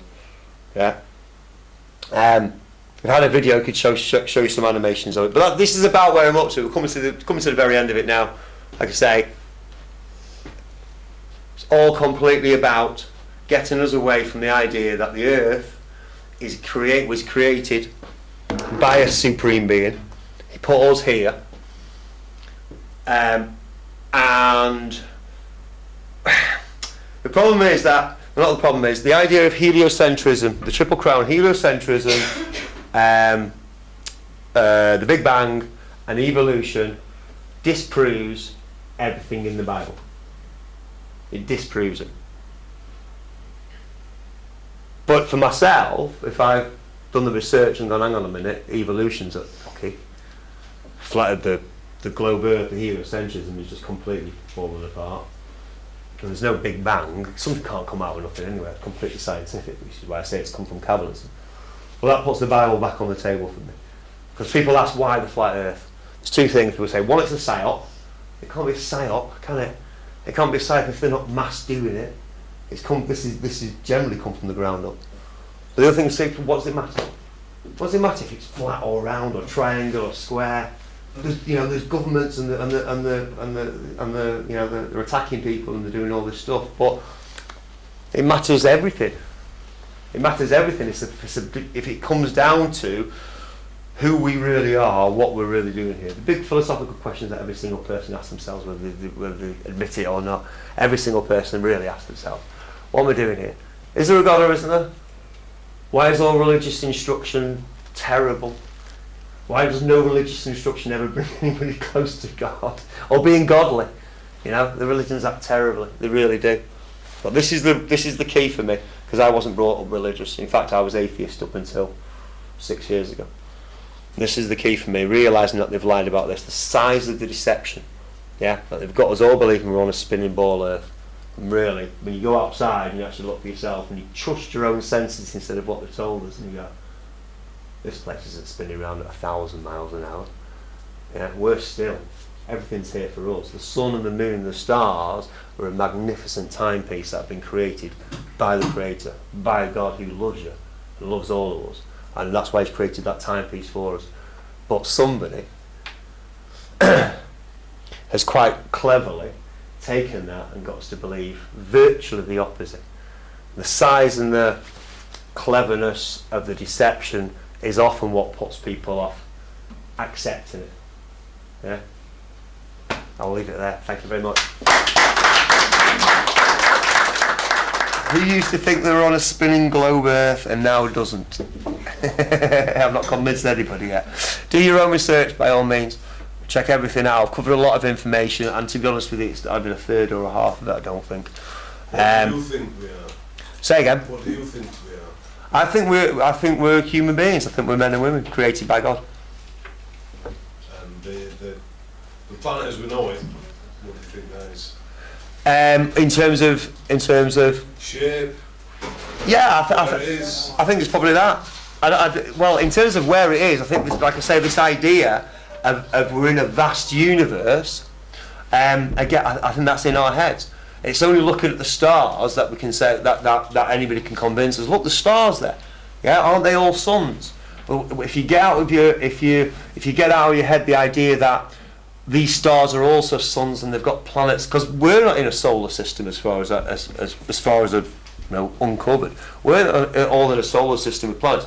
We are, that's the Earth. There's the sun and the moon and the stars, and they're all, whatever they're doing. Like I say, I don't know the exact model, but they're all going about for us. It's a magnificent timepiece in the sky for us. Yeah, the difference is in perspective. Is it shows you how important we really are. And let's face it, we've been, put down and denigrated and shut down for thousands of years. You know what I mean? This has been going on for generations and generations. But instead of thinking, like I say, that we're lost among some vast universe and we might be able to, save this planet, I don't know what's going to happen and all the rest of it, but no, this is all there is. And even though quite clearly Lucifer, Satan, the Dark One, the evil people, the Freemasons, whoever you want to say, are quite clearly running the world, they're only running the world for as long and as far as God will let them. So, why is there evil in the world? You can go on and on and on and on. Most people about religious instruction, I did as well. I rejected it by the time I was 11 years old. I said, what a load of crap. I was brought up Jewish. It turns out they don't teach the Bible either. They teach the Talmud. The Talmud was learnt in Babylon when the Israelites got exiled to Babylon. The Roman Catholic Church does not teach the Bible. It's changed the Ten Commandments. It's changed. I mean, obviously anybody's looked into it. They own the Jesuits. The Jesuits own the Freemasons and all the secret societies. They are the most evil. But wouldn't you do that if you were trying to get people away from God? If you're trying to get people to disbelieve that, the best thing to do is infiltrate the religions and go around killing people in the name of God. Yeah, impersonating. I was brought up strict Catholic. Right. Absolutely strict Catholic. Yeah. And one of the last days at school, I tried to get us to become a nun. All the the young girls, they tried to convert us to go to be a nun. Well, the convents were originally invented so the bishops could, There's no celibacy, there's nothing about celibacy in the Bible. They certainly don't worship on a Sunday, So not just the Catholic religion, all the Christian, all the Protestant denominations. Sunday goes back to sun worship again. We're going back to Lucifer and Satan worship. It's part of the same thing. Counterfeit religion. Can I ask you a question? Yeah. It seems to me like that, evil has been sort of controlling the world for a long time. Yeah. Do you think in our lifetime it's changing? Because a lot of stuff recently seems to be really... It looks like it, doesn't it? I think that's what we're all That's why we're all working. I'm new to the truth movement as well, if you like. I only fully woke up in 2013. I've realised all my life that things were wrong. As I think I said in an interview with Alex, but it wasn't until in 2013 that it fully dawned on me that evil wasn't running the world. I mean, seriously, organised, psychopathic evil. So there seems to be. I mean, this particular topic and movement does seem to be growing, exponentially at a faster rate than anything else. But you don't know.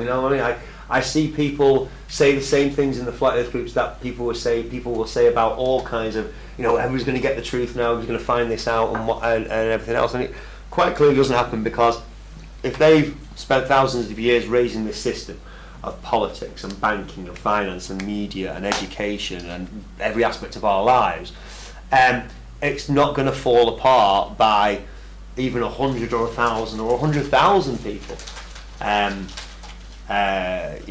Leaving it, which would be the best thing that you can do. I now believe. Are we going to see in our lifetime? I keep saying one generation. I mean, I don't know if people were looking at the September the 23rd and 24th and 28th and all that. I mean, the overhype sort of kind of gives it away in the first place. And you're like, well, something might happen, something might not. I certainly kept my eye on the stocks and make obviously if there's going to be a financial crash, let's go out and buy as many tins as you can possibly can. But apart from that, we're doing everything up front. It was the Pope going to the UN, signing off the climate change agenda. That fits in with the climate change and the global warming and all the rest. It fits in with the flat Earth realisation as well, the fixed Earth realisation as well. So is all the aliens, everything alien. I don't think they need Project Bluebeam. When I first discovered the flat Earth, I thought, well, it's okay. Well, Project Bluebeam's for definite. Then there definitely be some alien deception. Either saviour more than Independence Day. They're coming to invade us, and we all have to get together. Well, that's one way to bring about a one world government. To have a constant threat from Pluto, I suppose, or wherever they're going to bring the aliens from. But they don't need it. I say, as long as people are 100% fixed in this idea that there's basically there's no God and there's no purpose to their lives, and we are at the mercy of a random forces, and the rulers' whims. People do feel helpless. I think people are way more. I think people are very aware that there's something seriously wrong when people aren't getting done for child rape and all the rest of it. And they're establishment figures. If it was you or I, and obviously we wouldn't be child rapers in the first place because we're not psychopathic, Luciferian, Babylonian child sacrifices. But if you committed a crime, you know damn well you'd be charged, you'd be tried, you'd be imprisoned very, very quickly, and rightly so. But there's a second set of there's a second class of, or a third class, if you like, of individuals, and there's millions of them. And they seem immune from the law, and that's not right. We don't have justice. We don't have the things that they say that we do, and it all fits in because we're all part of this Babylonian cult. And I say Babylonian, you can call it satanic, you can call it Luciferian. It's a counterfeit religion. The prevailing philosophy of the day, and it's very popular in the truth movement and the New Age kind of thing, is you can be your own God, we can be our own saviours, that we have it in ourselves to fully evolve to the next level of consciousness. And I certainly thought that way up until very recently, 6-9 months ago. But I've never seen anybody create, apart from the usual way that we create life, but no man or scientist has created life from scratch out of nothing. But yet life exists. So how can those two things, those two things should, certainly give us pause for thought. It's different. When I used to read the Bible or religion, it's just such a turn off. It's an immediate turn off. That's again a good job. That's a brilliant job of programming. You mentioned the word Jesus. I've watched enough South Park episodes now, and and all the rest of it. It's a joke. It's a joke figure, and all the rest of it. But Satan runs the world, and we all think like that. We all think it's all what have you. Then you've got to take a second look at it. I think anyway. I could rant on for ages. Any more questions specific to the flat Earth? Any Yeah, satellite dishes that we have on our houses, Yeah. the vast majority of houses in the UK, I would say 80% going on, have a satellite dish. Now, I've looked on Wikipedia recently, and it gives a very clear, non-confusing explanation that is communicating with an orbiting satellite. So why then do they all have to be at a low trajectory, at a shallow angle, and all point in the same direction? Because surely, if they were communicating that something was above us in Earth's orbit, Do a jodrell bank, it wouldn't would just be up, wouldn't it, on Yeah. our roofs or Yeah. on, pointing. Why does it have to be at a shallow trajectory and they're all on the same street at least, Yeah. but pointing Yeah, the you same see, way? yeah. Well, they're virtually horizontal, aren't they? Well, they're at a very shallow angle. Yeah. I mean, it's part of the other one I mentioned as well. They're obviously pointing to the towers, aren't they? Yes. They're obviously that's pointing the to conclusion cell I came towers. to. Because that's people say, well, hang on, my GPS works. Although GPS has been around since the 70s, so I'm pretty sure there wasn't that many satellites up there at the time. But your GPS works from cell phone towers. 3 cell phone towers will triangulate your position. Because if it worked off satellites, well, if your mobile worked off satellites anyway, you wouldn't lose your signal in the middle of the countryside, or the middle of the desert or wherever. You lose your signal. If we're covered with satellites, then you should be blanket coverage everywhere. Things work. This is what happens. You see, and that's what people go. Well, you're saying science doesn't work, and you're talking to me on the internet. How can we not have gone to the moon if you're talking to me on the internet? One thing doesn't necessarily follow the other, and just again because the technology works, or we've got new technology.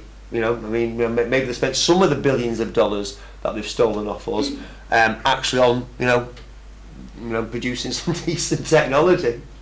I think you've given us loads of evidence, actual physical proof. Okay. And it was really interesting the part where you were speaking about New York at 1 o'clock, Right. and then the other side of the sun, Yeah. you'd be in the dark, Yeah. and you'd also see a completely different set of stars behind the sun. You wouldn't just see the same constellations, would you? You'd see totally different arrangements of stars. 100%. And also, if that's the sun and the Earth, surely the sun's light should block out a lot of those stars. But as we rotate, we see all the same stars every night. Yeah. Okay. Well, so they change slightly they do change slightly from the year round, from season to season, but the stars rotate slightly every night. You wouldn't see the plough. There's no blacked out bit. It would all be On the other millions side. of miles in Yeah. the opposite direction. Yeah, we should be we would be facing the other way. The holes become apparent once, this is what I say about weight of evidence, the holes become apparent in the model that we've all been given once you start examining. It's basically pulling those threads. Once you start pulling the threads, you start asking yourself question upon question upon question, and it's growing. Like you say, it's a realisation that's growing, because it does come down to people say, well, why is it so important? Why is the shape of it so important?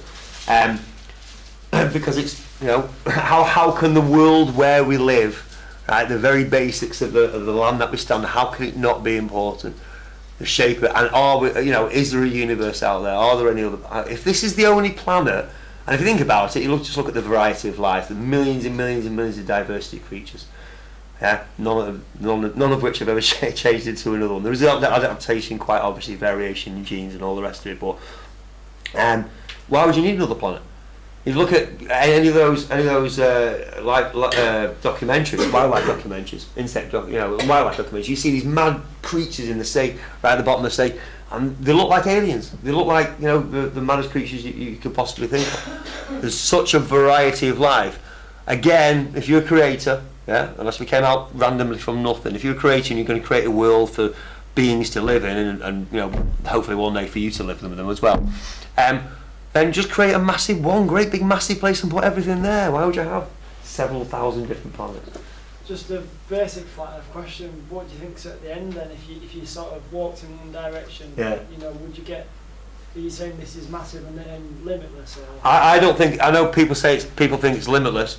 I think there are bounds to it, but like I say, if you carry on going west from California or from South America, whichever way, you'll just end up there. I also think if you go north from Russia, you'll end up coming south into Canada, and I think it's the same for the south as well. Obviously, it's Antarctica, but so I think there are limits. If you kind of got high enough to see it, you could see the edges of it. But I think in terms of actual exploration from the ground, and you're talking, I could say I don't know whether they'd ever let us do it, but if we've got 20 or 30 years, then there's plenty of time to find out and certainly make advances on it. So yeah, people say there's an influence. People say there's an influence plane. People talk about the ice wall as well. Again, that's going back to the circular model. I think there's an ice wall and it's being guarded. But again, if it's 25,000 miles, you almost get whistleblowers. 75 NASA scientists have been killed over the last 3 or 4 years. Yeah, so people say, well, it's a lot of people to keep quiet, and millions of people, thousands of people have to be on it. Thousands of people are enough. They join the Freemasons, and they swear blood oaths. Not just for the Freemasons, it could be all these secret societies, but they swear oaths to those societies to keep the secrets, and they get a nice life out of it. Yeah, they get promotions and better jobs, and doors open for them. So the world opens up for them. So people do keep quiet, but you do get whistleblowers.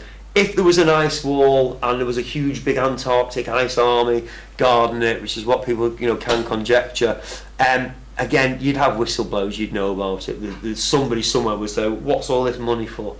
Yeah, what's all somebody somewhere would find out about it. I'm not saying there isn't. I'm not saying that is the model and the other model's wrong, but there are enough holes in the other model. I'm saying the round model. The flat circle. The globe model for me is gone. But I've had these. I've been living this for a year. This might be completely new to you. You might have had a quick look at it. You might have looked, and what have you. For me, like I say, once you've looked at a weight of evidence, hopefully I've shown you a weight of evidence tonight, and I've not even scratched the surface. I may have done half of it. There's another whole half out there, like I say, the moon and all kinds of things. But if I've shown you enough to certainly pique your interest and see the size of this massive deception, then I've done my job and it's been a worthwhile evening. Anything else? They certainly had a goal, didn't they, in the 50s. If there is a firmament covering the flat Earth with the nuclear testing, where they were just basically firing up in the sky, weren't they? So, I would have missed out. Which might have been stupid, actually. A stupid thing to do. That might be where meteors come from. See, there's things that I don't know and I can't explain yet, and there's certainly anomalies. What about this and what about that? But that's the idea, is for people to ask questions and research I've got a question. The official line is the Earth's atmosphere moving with the spin of the Earth. Yeah. That's the official line. Yeah. Okay, so when a space rocket or a shuttle leaves the Earth's atmosphere and then it comes into a vacuum where there isn't 1,036 miles an hour of spin, wouldn't that have some sort of effect on the rocket? Akin to travelling down the motorway at 70 miles an hour and throwing something out and watching the object just go from one speed and decelerating massively. Surely something like a space rocket that hasn't got that much shielding, it's only... It's a tin can. Yeah. Really. Or a shuttle, once it leaves the Earth's atmosphere and then goes without the spin, surely that's going to do something. I'd expect it to rip it apart. Well, it will. There's a lovely video of vacuums picking things up, vacuums beating gravity. But apparently our atmosphere is held in by gravity and the vacuum and the pressure. And I might be showing my ignorance of the official scientific line there. I would imagine I am. But it can't be confirmed by actual scientific experiments or actual personal observation. Like I say, the witness testimony of several, if you all told me, we've all seen X, Y, Z, hang on a minute, we saw, if anything that I'd shown tonight, I'd say, oh, hang on a minute, that's not, then I'd be like, oh, okay, fine. Witness testimony of ordinary people is almost as good as, where you can't confirm it for yourself. But this idea that, the atmosphere, and by the atmosphere I'm presuming they mean the actual air that we're breathing, it's all spinning round at 1,000 miles an hour with us. But how can things how can a bee go, or a butterfly nicely flap the other way? Surely it's got to go with a spin. It doesn't make sense once you start, thinking about it, and it's the Emperor's New Clothes. It's some saying the Emperor's butt naked. It's the same. It's exactly the same thing with it. I've got nothing to add on that.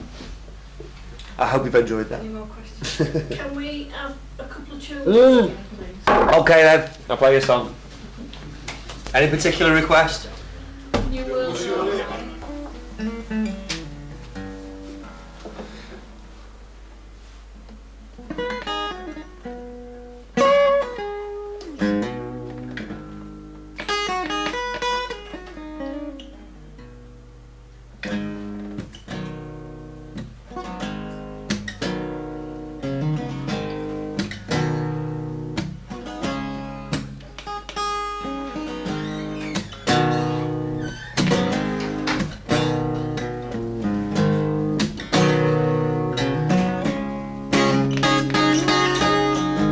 I've been waiting all this time for you to get what's really going on.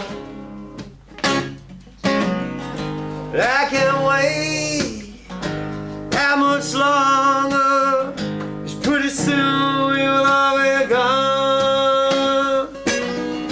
Every time they make you afraid, remember, someone's getting paid to make you shy away or hate everything you don't know about yet.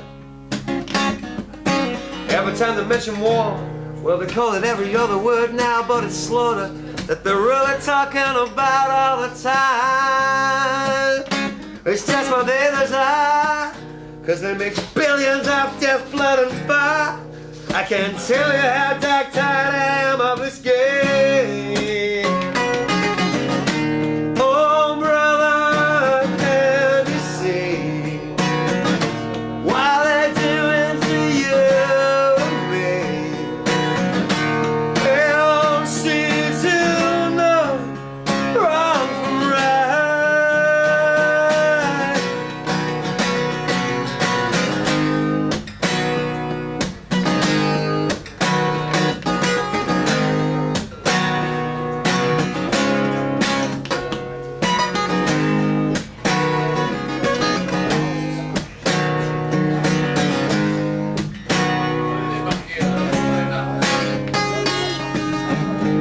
I've been searching all my life, trying to find out what's really going on.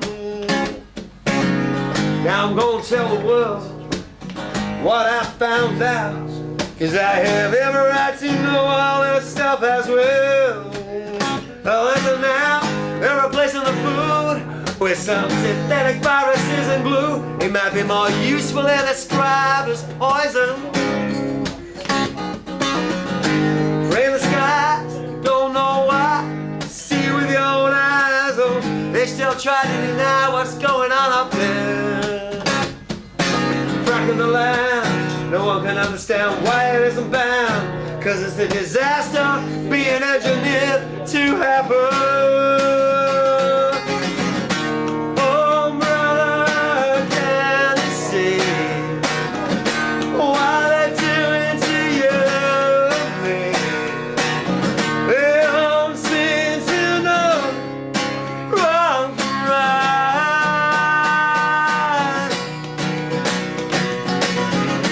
Oh, sister, can you tell? They made the earth the land and hell.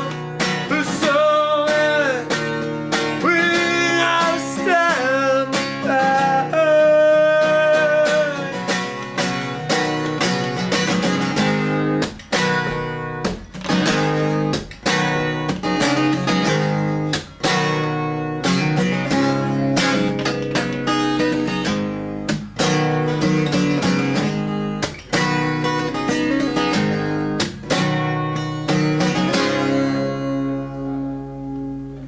The world outside looks so unkind.